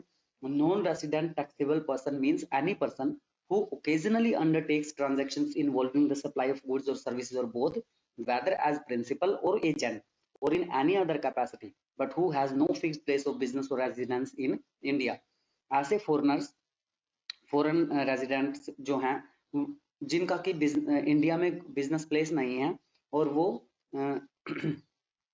कुछ ट्रांजैक्शंस करते हैं सप्लाई ऑफ गुड्स से रिलेटेड या सर्विसेज से रिलेटेड या दोनों से रिलेटेड, चाहे वो एज ए प्रिंसिपल कर रहे हों और चाहे वो एज ए एजेंट कर रहे हों, किसी भी कैपेसिटी में कर रहे हों, तो वो जीएसटीआर 5 के थ्रू रिटर्न जो है वो फाइल करने के लिए बातें हैं। Date, due date and form of return, इसके लिए ड्यू डेट क्या है और इसके लिए रिटर्न का फॉर्म का क्या है? नॉन रेजिडेंट, जो नॉन रेजिडेंट पर्सन हैं ये रिटर्न फर्निश करेंगे इलेक्ट्रॉनिकली कॉमन पोर्टल पर ही, या तो डायरेक्टली या फिर फैसिलिटेशन सेंटर के द्वारा। इसके लिए इनको क्या करना पड़ेगा? फॉर्म जीएसटीआर 5 फिल करेंगे। कब फिल करेंगे? 20 days after the end of calendar month और within 7 days after the last day of the validity period of registration with is earlier. इनमें से जो भी पहले आता है उस तक वो, उस डेट तक वो अपनी रिटर्न जो है जीएसटीआर 5 के थ्रू कॉमन पोर्टल पर फाइल कर देंगे। डिपॉजिट ऑफ टैक्स, इससे रिलेटेड जो टैक्स है वो कैसे डिपॉजिट होगा? जो ये नॉन रेजिडेंट टैक्स पर्सन हैं वो टैक्स ड्यू जो है वो पे करेंगे इस रिटर्न के according, not later than the last date on which he is required to furnish form GSTR 5। जब उसको जीएसटीआर 5 फर्निश करना होता है वही डेट डिपॉजिट ऑफ टैक्स की भी है। तो GSTR 5 प्रेजेंट करने की जो डेट है उसी डेट तक ही उसको जो टैक्स है उसकी लाइबिलिटी है वो भी क्लियर करनी होती है किसको, non resident foreign tax payers को। रेक्टिफिकेशन ऑफ रिटर्न्स, अगर इससे रिलेटेड कोई त्रुटि है या फिर कोई इंफॉर्मेशन में कोई एरर हो गया है या कोई मिस्टेक हो गई है तो उसको भी वो सही कर सकते हैं, लेकिन कब, उसके लिए भी पर्टिकुलर टाइम पीरियड में ही के अंदर ही वो जो उसकी रिटर्न है उस सितंबर से पहले, जैसे पहले केस में हमने पढ़ा है और केसेस में, तो सितंबर से पहले इनमें से जो भी डेट पहले आ जाती है जब वो फर्निश करता है अपनी इंफॉर्मेशन, और जो नेक्स्ट फाइनेंशियल ईयर की सितंबर जो है या फिर जो एनुअल रिटर्न की एक्चुअल फर्निशिंग डेट है उसकी, उनमें से जो भी पहले है वो लास्ट डेट है उन एरर्स को रेक्टिफाई करने की, और उसके लिए उसकी जो चार्जेस पे करने पड़ेंगे, फीस पे करने की पड़ेगी, इंटरेस्ट जो है GST लॉ के अंडर, वो भी जैसा कि पहले केसेस में हमने पढ़ा है। नेक्स्ट है आपकी GSTR 6 जो कि ISD रिटर्न है। इनपुट सर्विस डिस्ट्रीब्यूटर जो हैं उनको ये फर्निश करनी पड़ती है GSTR 6 के through. Section 39 4 CGST act. Input service distributor means an office. Input service distributor का मीनिंग, इन डेफिनेशन हमने सब कुछ पढ़ा हुआ है इनपुट लास्ट चैप्टर में कि इनपुट सर्विस प्रोवाइडर्स जो हैं वो इनपुट सर्विस डिस्ट्रीब्यूटर क्या होते हैं, उनकी क्या टर्म्स एंड कंडीशंस हैं। तो अब देखिए, it means an office of the supplier of goods or service or both which receives tax invoices towards the receipt of input services and issues a prescribed document for the purpose of distributing the credit of central tax, state tax, integrated tax and paid on the said service to a supplier of taxable goods or service or both having the same permanent account number as that of the said office। वैसे हमने वहां पर क्या पढ़ा था, input service distributor का क्या काम होता है कि इनपुट डिस्ट्रीब्यूट करना। तो इसमें देखिए first point, option to add receipt not declared by counter party supplier if in possession of taxable invoice and have received a supply of goods और सर्विस। सेकंड पॉइंट है, following information shall be auto populated in form GSTR 6A।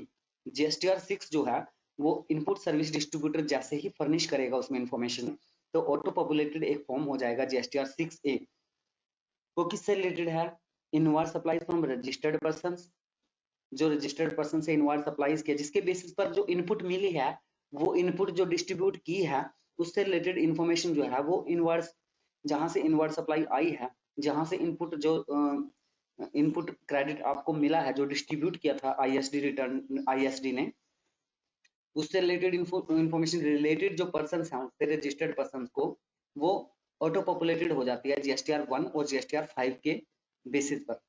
Details of credit debit notes, ये भी आपको auto populated होता है GSTR 6A में।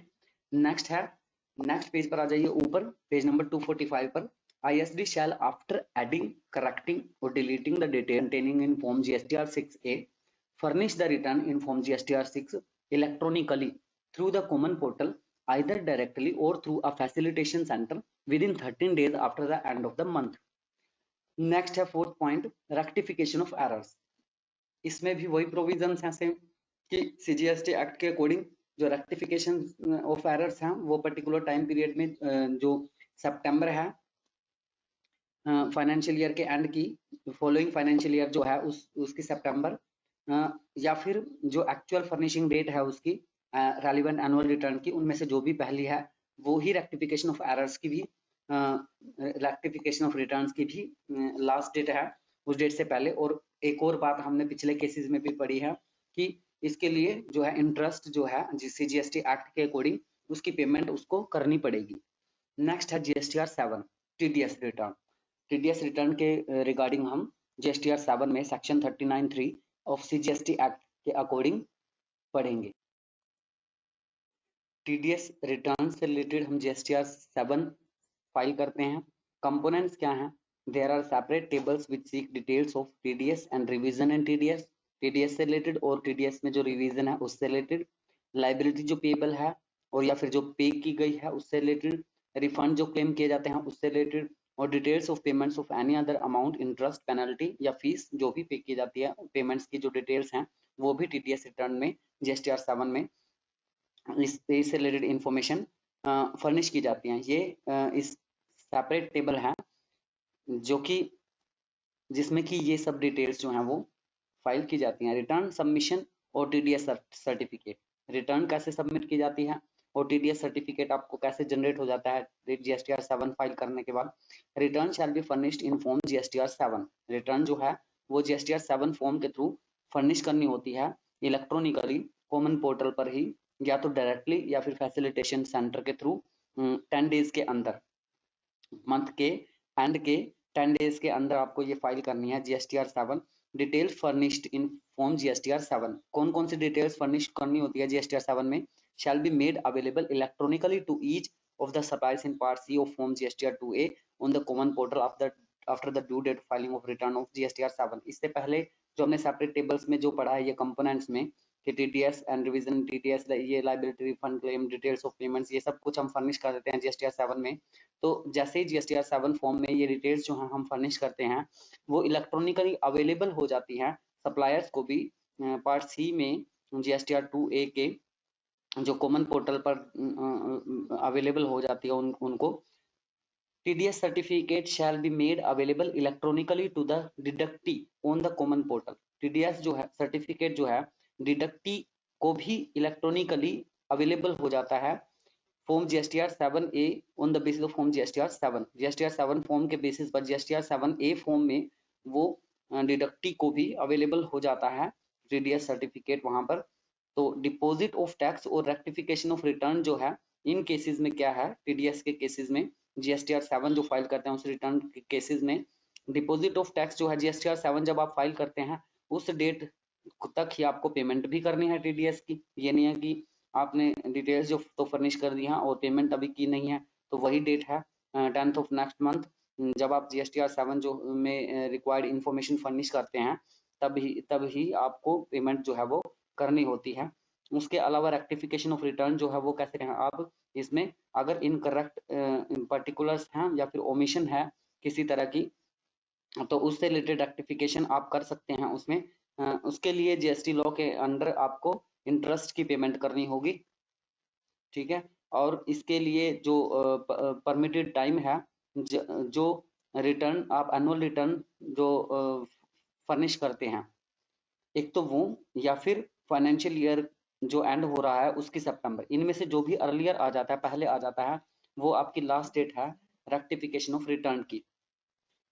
Return आप तभी तक रेक्टिफाई कर सकते हो, उसके बाद रेक्टिफिकेशन अलाउड नहीं है।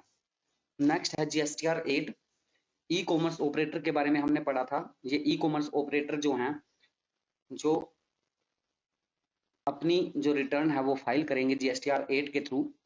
सीजीएसटी एक्ट के रूल 67 फर्स्ट के अकॉर्डिंग रिक्वायरमेंट्स क्या हैं इसमें, form GSTR 8 shall be furnished bye E commerce operator.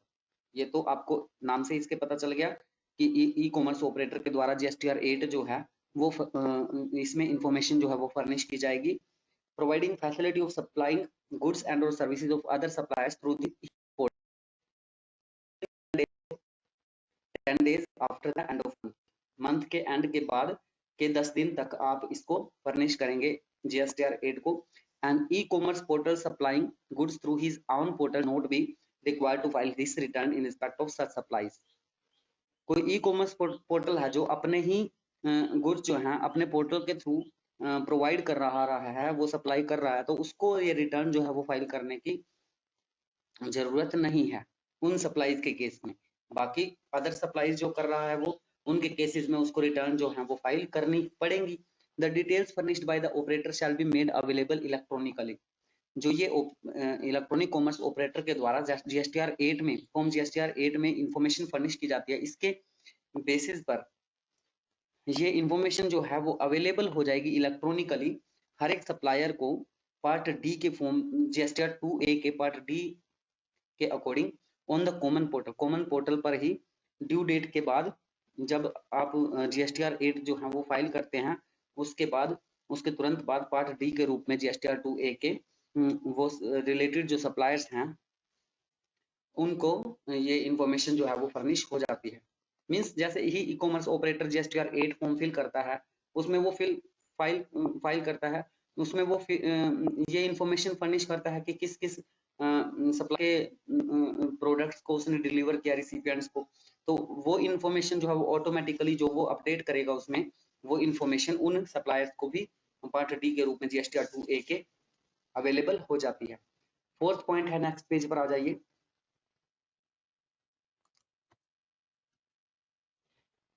Every operator who collects the TCS amount shall furnish annual statement electronically। हर एक जो ई कॉमर्स ऑपरेटर जो है वो जो TCS कलेक्ट कर रहा है वो एनुअल स्टेटमेंट फर्निश करेगा इलेक्ट्रॉनिकली अपनी आउटवर्ड सप्लाईज से रिलेटेड गुड्स और सर्विसेज जो उसने आउटवर्ड सप्लाईज की हैं उससे रिलेटेड इन्फॉर्मेशन उसमें फर्निश करेगा effected through it, including the supplies of goods or services or both required through it and the amount collected during the financial year। उस financial year के दौरान जितना उसने amount collect किया है वो information भी वहां पर furnish करेगा before the 31st December following the end of such financial year।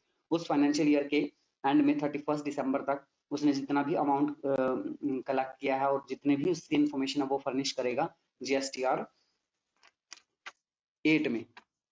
Next point है अंडर अमेंडेड जीएसटी रूल्स, जो अमेंडमेंट हुई है जीएसटी रूल्स में, नील return in form 8 may be furnished through SMS. Nil return जो है जिसमें कोई जिस इलेक्ट्रॉनिक कॉमर्स ऑपरेटर ने कोई सप्लाईज नहीं की है इस ऐसी, तो वो नील रिटर्न के केस में फर्निश कर सकता है इंफॉर्मेशन एसएमएस के थ्रू। रेक्टिफिकेशन ऑफ एरर्स इसमें क्या है, वही बात कि इसमें जीएसटी लॉ के according if the operator after furnishing form GSTR 8 discovers any omission, अगर वो डिस्कवर करता है कोई ओमिशन भूल चूक हुई है उससे, तो he shall rectify such omission or incorrect particulars in the return to be furnished for the month during which such omissions or incorrect particulars are notified subject to payment of interest under GST। जैसे पहले other जो tax payers हैं उनके द्वारा interest पे किया गया है ओमिशन के लिए या इनकरेक्ट पर्टिकुलर्स के लिए, तो ये भी इनकरेक्ट पर्टिकुलर्स या ओमिशन के लिए इंटरेस्ट पे करेगा जीएसटी लॉ के अंडर। और ये जो इंफॉर्मेशन है उनके लिए भी पर्टिकुलर टाइम पीरियड था कि फाइनेंशियल ईयर की सितंबर एंड जो हो रहा है फाइनेंशियल ईयर उसकी सितंबर, या फिर एनुअल रिटर्न जो एक्चुअल डेट है उसकी उनमें से जो भी पहले है वो लास्ट डेट थी उन सभी की, तो इस केस में भी वही है, सेम है, कोई चेंज नहीं है। सीजीएस इसमें नेक्स्ट है GSTR 9 annual return. Annual return से रिलेटेड जीएसटीआर 9 जो फाइल करते हैं आप, section 44 of CGST act, annual return shall be filed by every registered person other than. Annual return जो है वो फाइल करनी पड़ेगी सभी रजिस्टर्ड पर्सन को, किन को छोड़कर, इनपुट सर्विस डिस्ट्रीब्यूटर को, deductor under of TDS, electronic commerce operator collecting TCS, casual taxable person और नॉन रेजिडेंट टैक्सेबल पर्सन, इन सभी को छोड़कर बाकी सभी रजिस्टर्ड पर्सन को ये एनुअल रिटर्न जो है जीएसटीआर 9 वो फाइल करनी पड़ेगी। दूसरा पॉइंट है इसमें, every registered person whose aggregate turnover during a financial year exceeds ₹2 crore is required to get his accounts audited and shall submit. जिसकी एनुअल टर्नओवर जो है, एग्रीगेट टर्नओवर जो है वो 2 करोड़ से ऊपर है, उसको ऑडिट भी करवाना पड़ेगा। Audit copy of annual accounts वो भी फर्निश करनी पड़ेगी, रिकॉन्सिलेशन स्टेटमेंट फर्निश करनी पड़ेगी, और एनुअल रिटर्न जीएसटीआर 9 के रूप में 31st day of December following the financial year, उस फाइनेंशियल ईयर के एंड में 31 दिसंबर तक वो उसको फर्निश करेगा इंफॉर्मेशन को जीएसटीआर 9 के द्वारा। इसके अलावा बहुत ही इंपॉर्टेंट रिटर्न है GSTR 10 section 45 of CGST act, ये फाइनल रिटर्न है। Every registered person who supplies for cancellation of registration either on closure of business और where the taxpayer is no longer liable to pay tax. ऐसे साल भर में बहुत सारे जो रजिस्ट्रेशन हैं वो कैंसिल होते हैं, बहुत सारे जो नए बिजनेसमैन आते हैं रजिस्ट्रेशन कराते हैं और वो बिजनेस फेल हो जाता है आपका। जो आपके स्टार्टअप्स होते हैं वो बहुत सारे रजिस्ट्रेशन कैंसिल होते हैं, बहुत सारे स्टार्टअप्स के, उनमें जो सक्सेसफुल हो जाते हैं वो फर्दर कंटिन्यू करते हैं अपनी ट्रांजैक्शंस को भी और अपनी जो टैक्स लायबिलिटी है उसको भी कंटिन्यू करते हैं। लेकिन जो फेल हो जाते हैं स्टार्टअप्स वो क्या करते हैं, रजिस्ट्रेशन को कैंसिल करा लेते हैं, ठीक है। तो either on the closure of business और where the taxpayer is no longer liable to pay tax shall furnish final return in form of GSTR 10। इस केस में फाइनल रिटर्न फाइल करेंगे 3 months of the date of cancellation. Cancellation जिस date हुई है उसके 3 month के अंदर, या फिर कैंसिलेशन ऑर्डर की जो डेट है इनमें से जो भी बाद में आएगा, जो 3 मंथ्स हैं डेट ऑफ कैंसिलेशन के या फिर डेट ऑफ कैंसिलेशन जो है इनमें से जो भी बाद में आता है वो एप्लीकेबल होगा तक जो है ये जीएसटी रिटर्न फाइनल रिटर्न वो फाइल करनी होती है। कंटेंट्स क्या है इस फाइनल रिटर्न के जीएसटी रिटर्न के, इसमें क्या क्या क्या इंक्लूड करना है आपको? Particulars of closing stock held on date of surrender cancellation, surrender या फिर कैंसिलेशन के डेट को जो स्टॉक इन हैंड है आपका क्लोजिंग स्टॉक हेल्ड है उसकी इंफॉर्मेशन फर्निश करेंगे। The amount of input tax credit relating to inputs lying in stock, inputs contained in semi furnished and finished goods lying in stock and capital goods lying in stock, each HSN wise amount of tax payable on closing stock। Next है section 40 CGST act के according first return जो है आपकी, इससे related जो provisions है वो क्या है? Tax payer shall be liable for registration with in 30 days.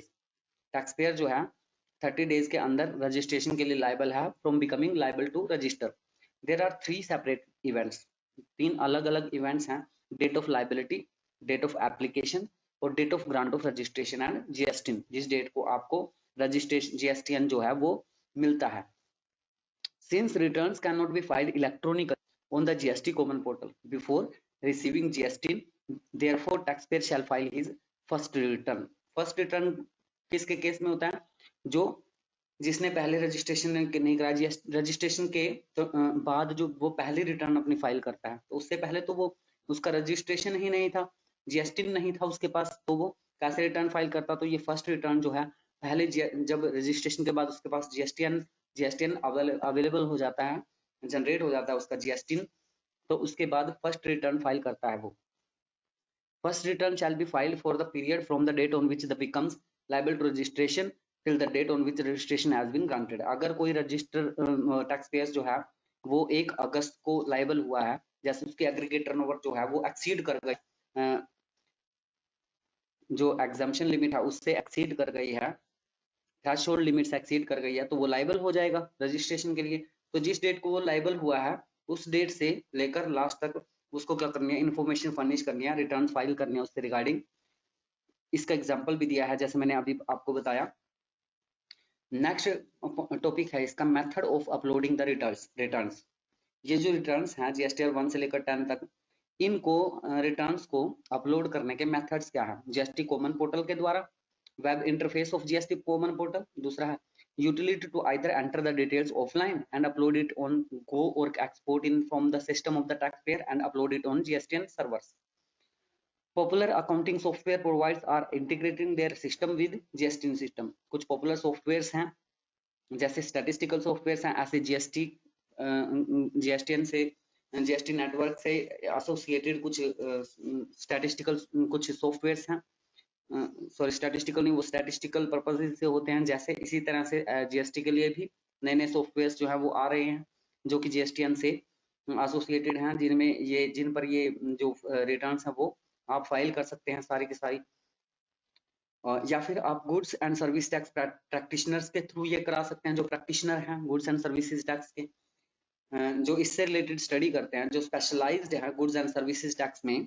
जैसे आप जीएसटी पढ़ रहे हैं, ग्रेजुएशन के बाद पोस्ट ग्रेजुएशन में भी specialization goods and services tax में करते हैं, या फिर इससे रिलेटेड लॉ आप करते हैं, या फिर आप कुछ और जो क्वालिफिकेशन अचीव करते हैं इससे रिलेटेड और इसमें आप एक्सपर्ट हैं, तो आप एज ए टैक्स प्रैक्टिशनर काम कर सकते हैं, goods and service GST tax practitioner.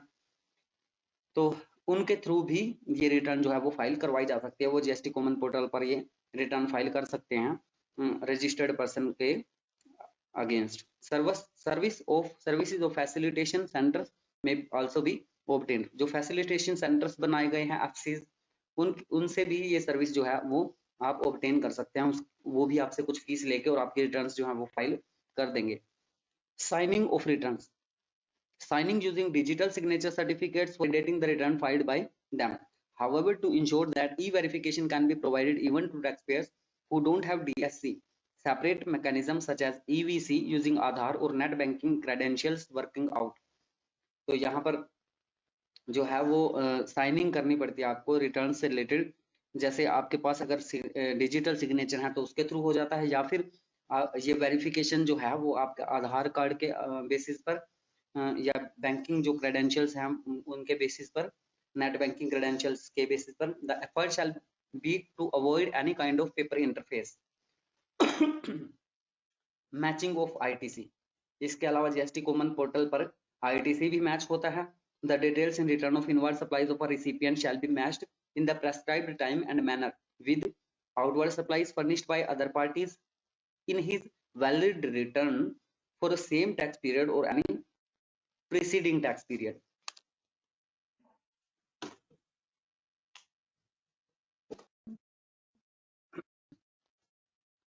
तो इसमें देखिए नेक्स्ट पेज पर चलते हैं. नेक्स्ट पेज पर इससे रिलेटेड कुछ और पॉइंट्स भी गिवन हैं.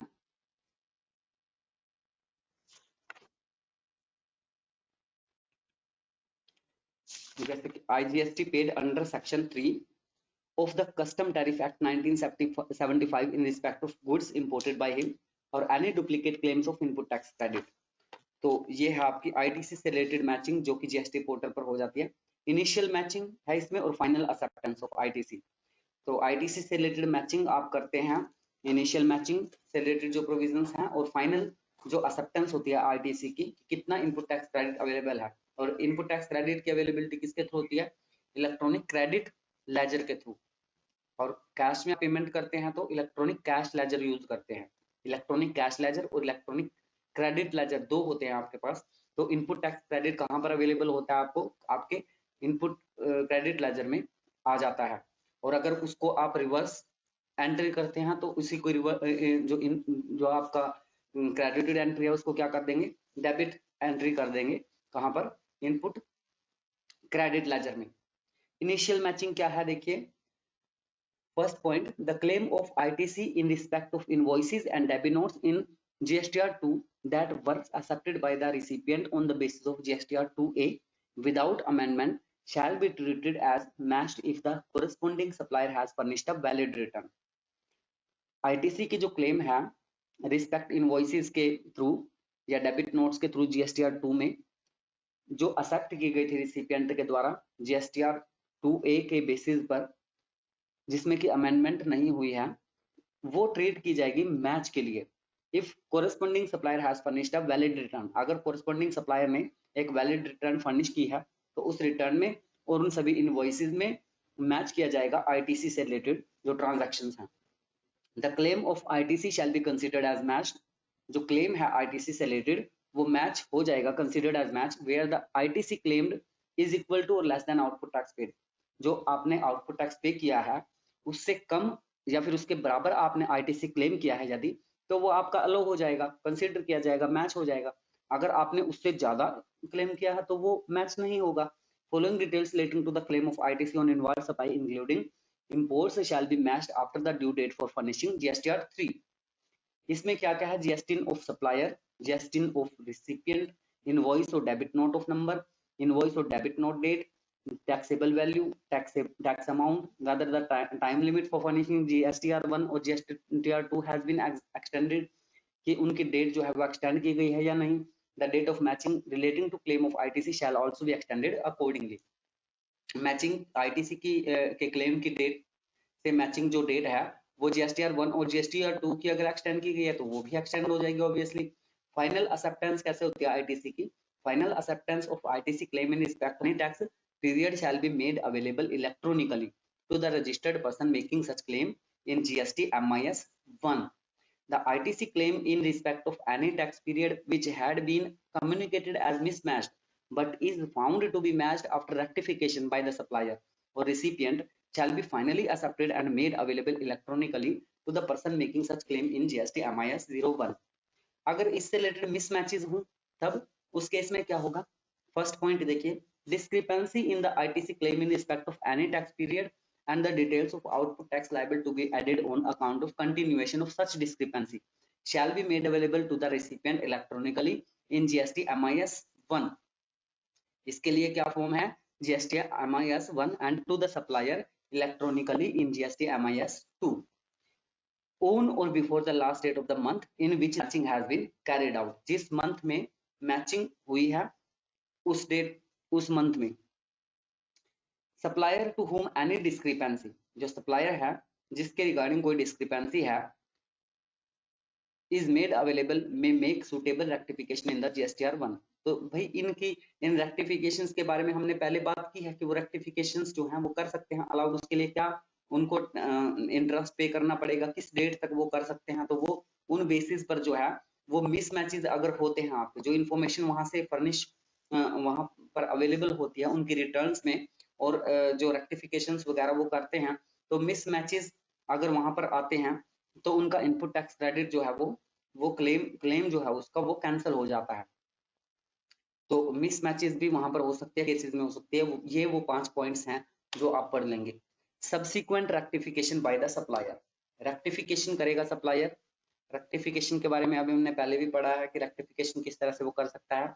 When the supplier accepts the discrepancy and rectifies the same by declaring the details of the invoice or debit note in his valid return within the time specified, then the tax amount involved shall be excluded from the output liability of the recipient। अगर rectify हो जाता है ये सब कुछ, subsequent rectification supplier के द्वारा कर दी जाती है, तो वो इनपुट टैक्स क्रेडिट जो कि क्लेम किया जाता है वो अवेलेबल हो जाएगा। Recipient shall be eligible to reduce, recipient जो है वो एलिजिबल है रिड्यूस करने के लिए अपनी आउटपुट टैक्स लायबिलिटी में से वो इनपुट टैक्स क्रेडिट जो उसको जिसकी उसको अवेलमेंट हुई है। Further, the amount of interest paid by the recipient shall be refunded by a credit to e-cash ledger, but interest to be credited in any case shall not exceed the amount of interest paid by the supplier। Supplier के द्वारा जो interest पे किया गया है rectification के लिए वो उतना ही उसको उसके पास वापस आएगा। रिटर्न जो है वो क्लेम जो था जितना उसका उतना ही वो क्लेम कर सकता है और उतना ही वापस आएगा, उससे अमाउंट जो है वो एक्सीड नहीं करेगा। Reduction in output liability by the recipient, output liability में रिडक्शन कैसे मिल जाती है रिसिपिएंट को। Any reduction of liability by the recipient in contravention of the provisions will be added to the output liability. ये output liability में added किया जाता है of the recipient and recovered along with applicable interest on the amount so added at the rate specified। refund of interest on reclaim reversals, interest का refund कैसे होता है और रिवर्सल्स का रिक्लेम कैसे होता है। That interest to be refunded shall be claimed by the registered person in his return in GSTR 3। इस क्लेम को वो कैसे करेगा, एक रजिस्टर्ड पर्सन GSTR 3 में, and shall be credited to electronic cash ledger, उसके इलेक्ट्रॉनिक कैश लेजर में वो क्रेडिट कर दिया जाएगा। in GST PMT 3 and the amount credited shall be available for payment of any future liability towards interest। Future में जब भी उसकी लाइबिलिटी अराइज होगी इंटरेस्ट के रिगार्डिंग, उसकी पेमेंट वो उसमें से कर सकता है। और द टैक्सेबल पर्सन में claim refund of the amount का रिफंड भी क्लेम कर सकता है वो। It means that the same can not be used for payment of output liability. ये जो है वो आउटपुट लाइबिलिटी की पेमेंट के लिए यूज नहीं किया जा सकता। इसमें इलस्ट्रेशन दे रखा है, इस इलस्ट्रेशन से और ज्यादा आपको क्लियर हो जाएगा ये point. ABC suppliers goods to PQR। ABC जो है वो सप्लायर है गुड्स का PQR फॉर ₹10,000 इन अगस्त 2019। उसकी सप्लाई जो है गुड्स की वो क्या है, PQR को 10,000 की अगस्त मंथ में 2019 ईयर के। IGST देयरऑन इज से ₹2,000। IGST यहाँ पर क्या है 2000, क्योंकि इंटरस्टेट सप्लाई है। ABC did not furnish these details. ABC जो है वो इन डिटेल्स को फरही करता है as an outward supply PQR in GSTR 1। GSTR 1 जब फाइल करता है तो वो इस सप्लाई को वहां पर फर्निश नहीं करता है, भूल जाता है सितंबर 10, 2019 तक। while matching the credit at the time of GSTR 2, PQR could not get it rectified from ABC।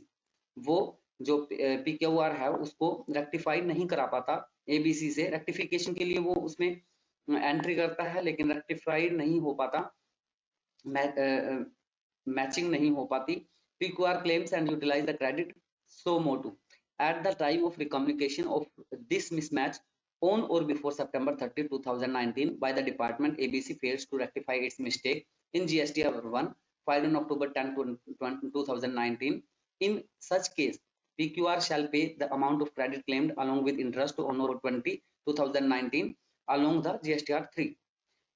In December 2019, ABC rectifies GSTR 1। दिसंबर 2019 में ABC ने GSTR 1 के थ्रू रेक्टिफाई किया विद डिटेल्स ओमिटेड अर्लियर। उससे पहले जो भूल चूक थी उसको GSTR 1 के थ्रू उसने दिसंबर 2019 में रेक्टिफिकेशन किया। Accordingly PQR can take back the credit easier earlier reverse along with interest. तो उससे पहले जो क्रेडिट किया गया PQR के द्वारा तो उसको वो बैक कर देगा। Matching reversal and reclaim of reduction in output tax liability. Next point है matching reversal and reclaim of reduction in output tax liability. इसमें 3 केसेस हम डिस्कस करेंगे, मैचिंग, रिवर्सल और reclaim of reduction in output tax liability. Output tax liability में reduction जो होती है reclaim से या रिवर्सल से या मैचिंग से रिलेटेड, तो details of every credit note relating to outward supply furnished by a supplier for a tax period shall be matched. Match की जाएगी ये with corresponding reduction in the claim for output tax credit by the recipient in his valid return for the same tax period or any subsequent tax period, and B for duplication of claims for reduction in output tax liability by the supplier। तो इसका procedure क्या है? Procedure for communication of reversal payment of tax and interest shall be done on fields GSTIN of the supplier, GSTIN of the recipient, credit note number, credit note date, taxable value and taxable amount। If it is not rectified by the recipient, अगर recipient के द्वारा इसको rectify नहीं किया जाता, then tax on reduction in output tax liability shall be added to the output tax liability of the supplier। supplier की output tax liability में इस liability को add कर दिया जाएगा। इलस्ट्रेशन देखिए, इससे रिलेटेड ITC की मिसमैच से रिलेटेड इलस्ट्रेशन है। इसमें ये मिसमैच से रिलेटेड जो कंसेप्ट्स है वो आपको क्लियर हो जाएंगे। Goods supplied by A to B, A जो है वो B को गुड्स सप्लाई कर रहा है अगस्त 2019 में, वो है वैल्यू है गुड्स की 1000, GST 200। A does not declare the details of such supplies in GSTR 1। इसमें जो है वो सप्लायर GSTR 1 में इस सप्लाई से रिलेटेड डिटेल्स जो है वो करना भूल जाता है या करता नहीं है। B claims input tax deduction of ₹200।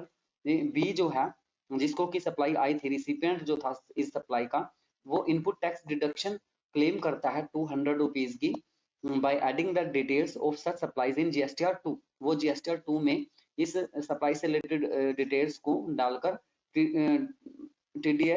Input tax deduction जो है वो इनपुट टैक्स क्रेडिट क्या क्लेम करता है ₹200 के। तो ए रिजेक्ट कर देता है कम्युनिकेशन को GSTR 1 के थ्रू, क्योंकि उसके पास GSTR 1 जाएगा इस आप इसको अपडेट करने के लिए, तो वो इस कम्युनिकेशन रिजेक्ट कर देता है। उसके पास जो नोटिफिकेशन आ जाती है GST कॉमन पोर्टल पर, उसके अकाउंट पर इंफॉर्मेशन आएगी, उस नोटिफिकेशन में इस कम्युनिकेशन को वो यदि रिजेक्ट कर देता है GSTR 1A के फॉर्म में जो कम्युनिकेट करता है GST पोर्टल उसको, the department issues form GST MIS 1।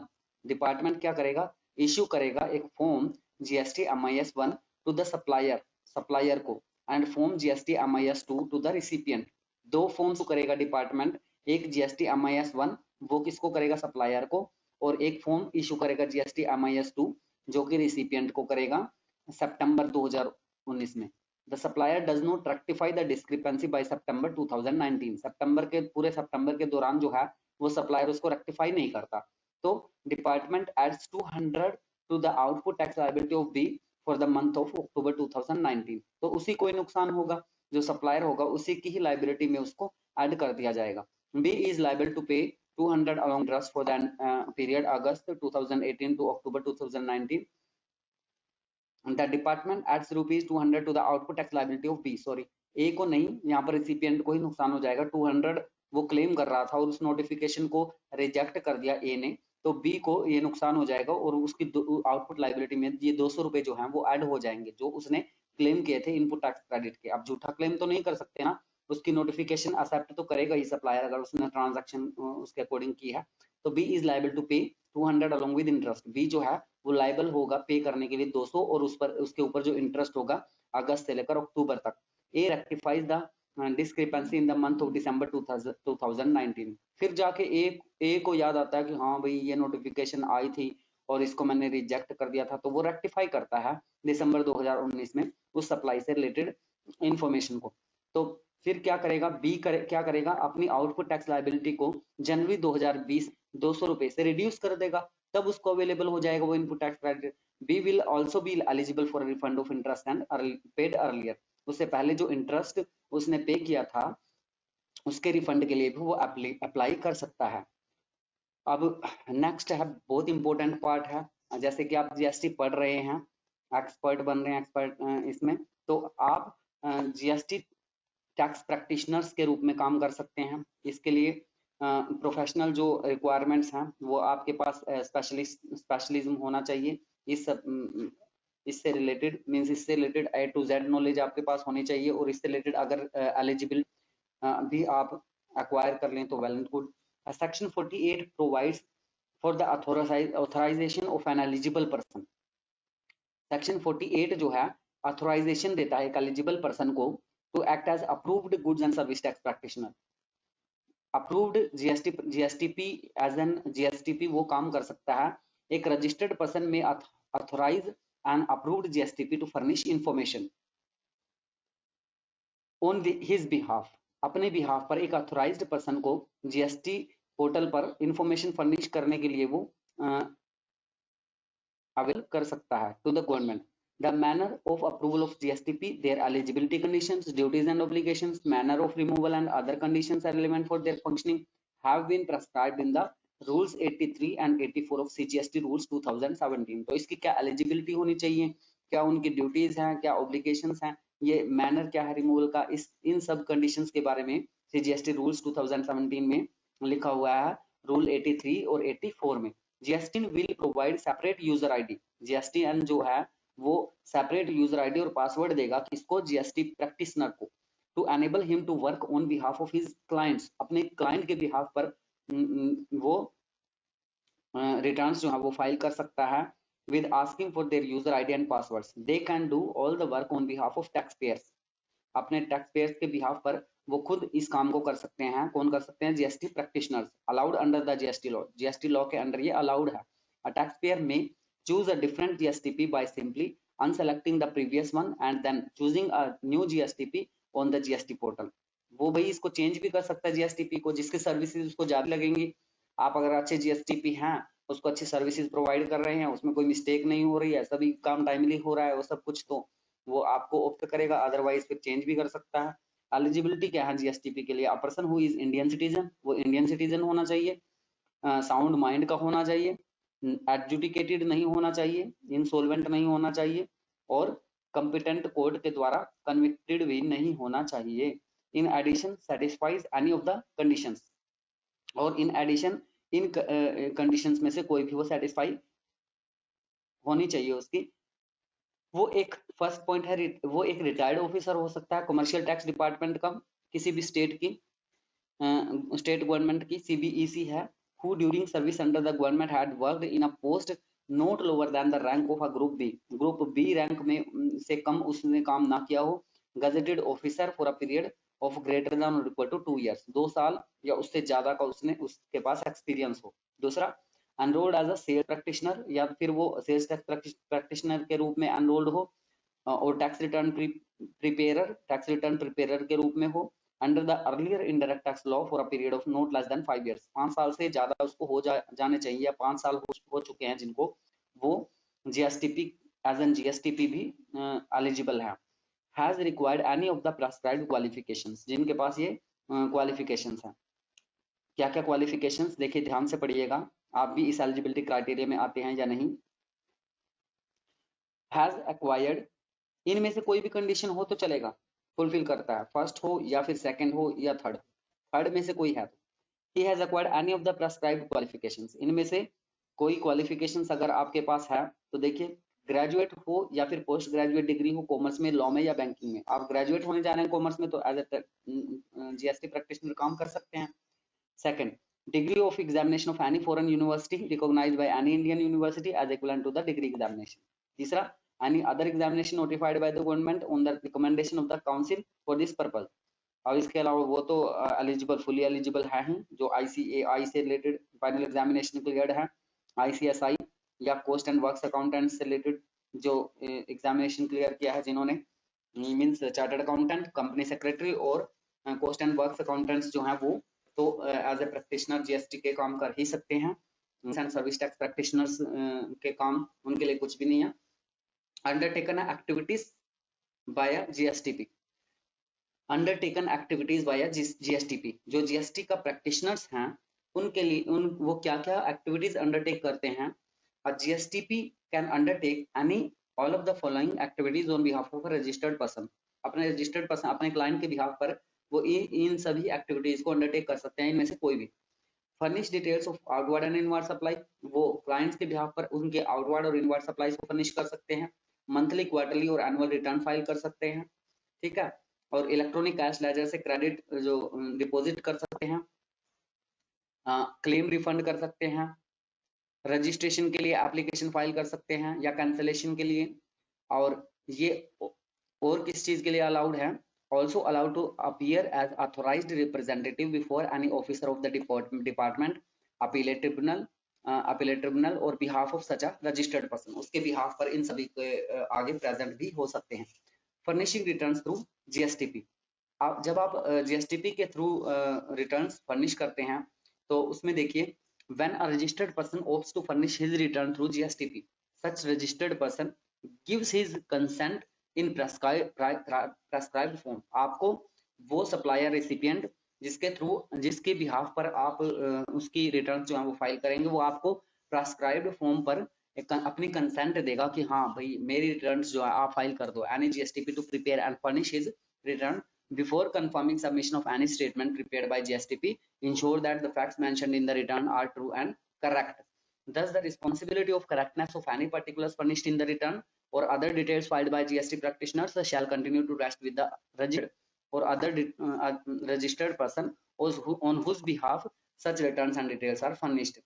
तो जो भी रिटर्न्स जो हैं और वो इन्फॉर्मेशन जो हैं जिसके बिहाफ पर वो फर्निश कर रहा है उसी की रिस्पॉन्सिबिलिटी बनती है सारी, तो उसी के बिहाफ पर फर्निश कर रहा है, उसी ने उसको कंसेंट दी है। तो the procedure for enrolment as GSTP, इसका प्रोसीजर क्या है एनरोलमेंट करने का जीएसटीपी। अब जैसे मान लीजिए आप बिजनेसमैन हैं तो आपको जीएसटी से रिलेटेड बहुत सारी रिटर्न्स फाइल करनी है, तो वेल एंड गुड कि आप खुद ही कर लें, जीएसटी प्रैक्टिशनर के द्वारा ना करें। लेकिन अगर ऐसा सोचेंगे तो जीएसटी प्रैक्टिशनर्स जो है उनका स्कोप तो खत्म ही हो जाएगा। तो ये इस केस में है जब आप अपनी जो रिटर्न्स हैं वो संभाल नहीं पाते, आपका जो बिजनेस की ट्रांजैक्शन है वो बहुत ज्यादा है, आप हाई लेवल पर बिजनेस है, तो आपको प्रैक्टिशनर्स की तो जरूरत पड़ेगी। आप ऐसी एक्टिविटीज में रिटर्न फाइल्स करने की एक्टिविटीज में अपना टाइम जो प्रीशियस टाइम है अपने बिजनेस को देना है, जो टाइम वो वहां पर लगा सकते हैं अपना टाइम। तब चाहे आपको कितनी मर्जी नॉलेज है, आप प्रैक्टिशनर्स के द्वारा इस काम को करा सकते हैं। The procedure for enrolment of GSTP is as under. Enrolment कैसे करा सकते हैं आप एज एन जीएसटीपी, एक एप्लीकेशन प्रेस्क्राइब्ड फॉर्म में जीएसटी पीटीसी फर्स्ट या टू पीटीसी 5, जीएसटी पीटीसी 1 से लेकर पीटीसी 5 तक इस एप्लीकेशन फॉर्म में आप इंफॉर्मेशन फर्निश करेंगे अपने से रिलेटेड, जिसमें आपकी क्वालिफिकेशंस, आपकी पर्सनल इंफॉर्मेशन, ये सब कुछ होगा। The applicant shall be scrutinised and GST practitioner certificate shall be granted in the prescribed form. As a GST practitioner आपको जो है वो प्रेस्क्राइब्ड फॉर्म के बेसिस पर एप्लीकेशन स्क्रूटिनाइज हो जाएगी। In case the application is rejected, proper reason shall be given. आपकी application अगर रिजेक्ट होती है तो प्रॉपर रीजन दिया जाएगा कि आपकी क्वालिफिकेशन नहीं है या फिर ये कमी है, तो वो इंफॉर्मेशन के साथ आपकी ये एप्लीकेशन रिजेक्ट कर दी जाती है, अदरवाइज सेलेक्ट कर दी जाती है। Any person who has been enrolled as GSTP, अगर कोई पर्सन एनरोल्ड होता है जीएसटीपी के as a GSTP by virtue of him being enrolled as a sales tax practitioner or tax returns preparer under the earlier indirect tax law shall remain enrolled only for a period of 1 year from the appointed date unless he passed prescribed examination within the said period of 1 year. No person enrolled as a GSTP shall be eligible to remain enrolled unless he passed prescribed examination conducted by authority as notified by the commissioner on the recommendations of the council. Council recommendations के behalf पर commissioner के द्वारा जो notify किया गया है authority के द्वारा कि एक एग्जामिनेशन जो प्रेस्क्राइब्ड एग्जामिनेशन है वो कंडक्ट किया जाता है और उसको पास किया जाना जरूरी है। जीएसटी आपके द्वारा अगर आप जीएसटीपी के एज अ जीएसटीपी काम करना चाहते हैं तो उस एग्जामिनेशन में बैठकर आप एनरोल हो सकते हैं। 5वां, the enrolment once done remains valid till it is cancelled. अगर आपका एनरोलमेंट जब तक कि कैंसिल नहीं हो जाता तब तक वो वैलिड है।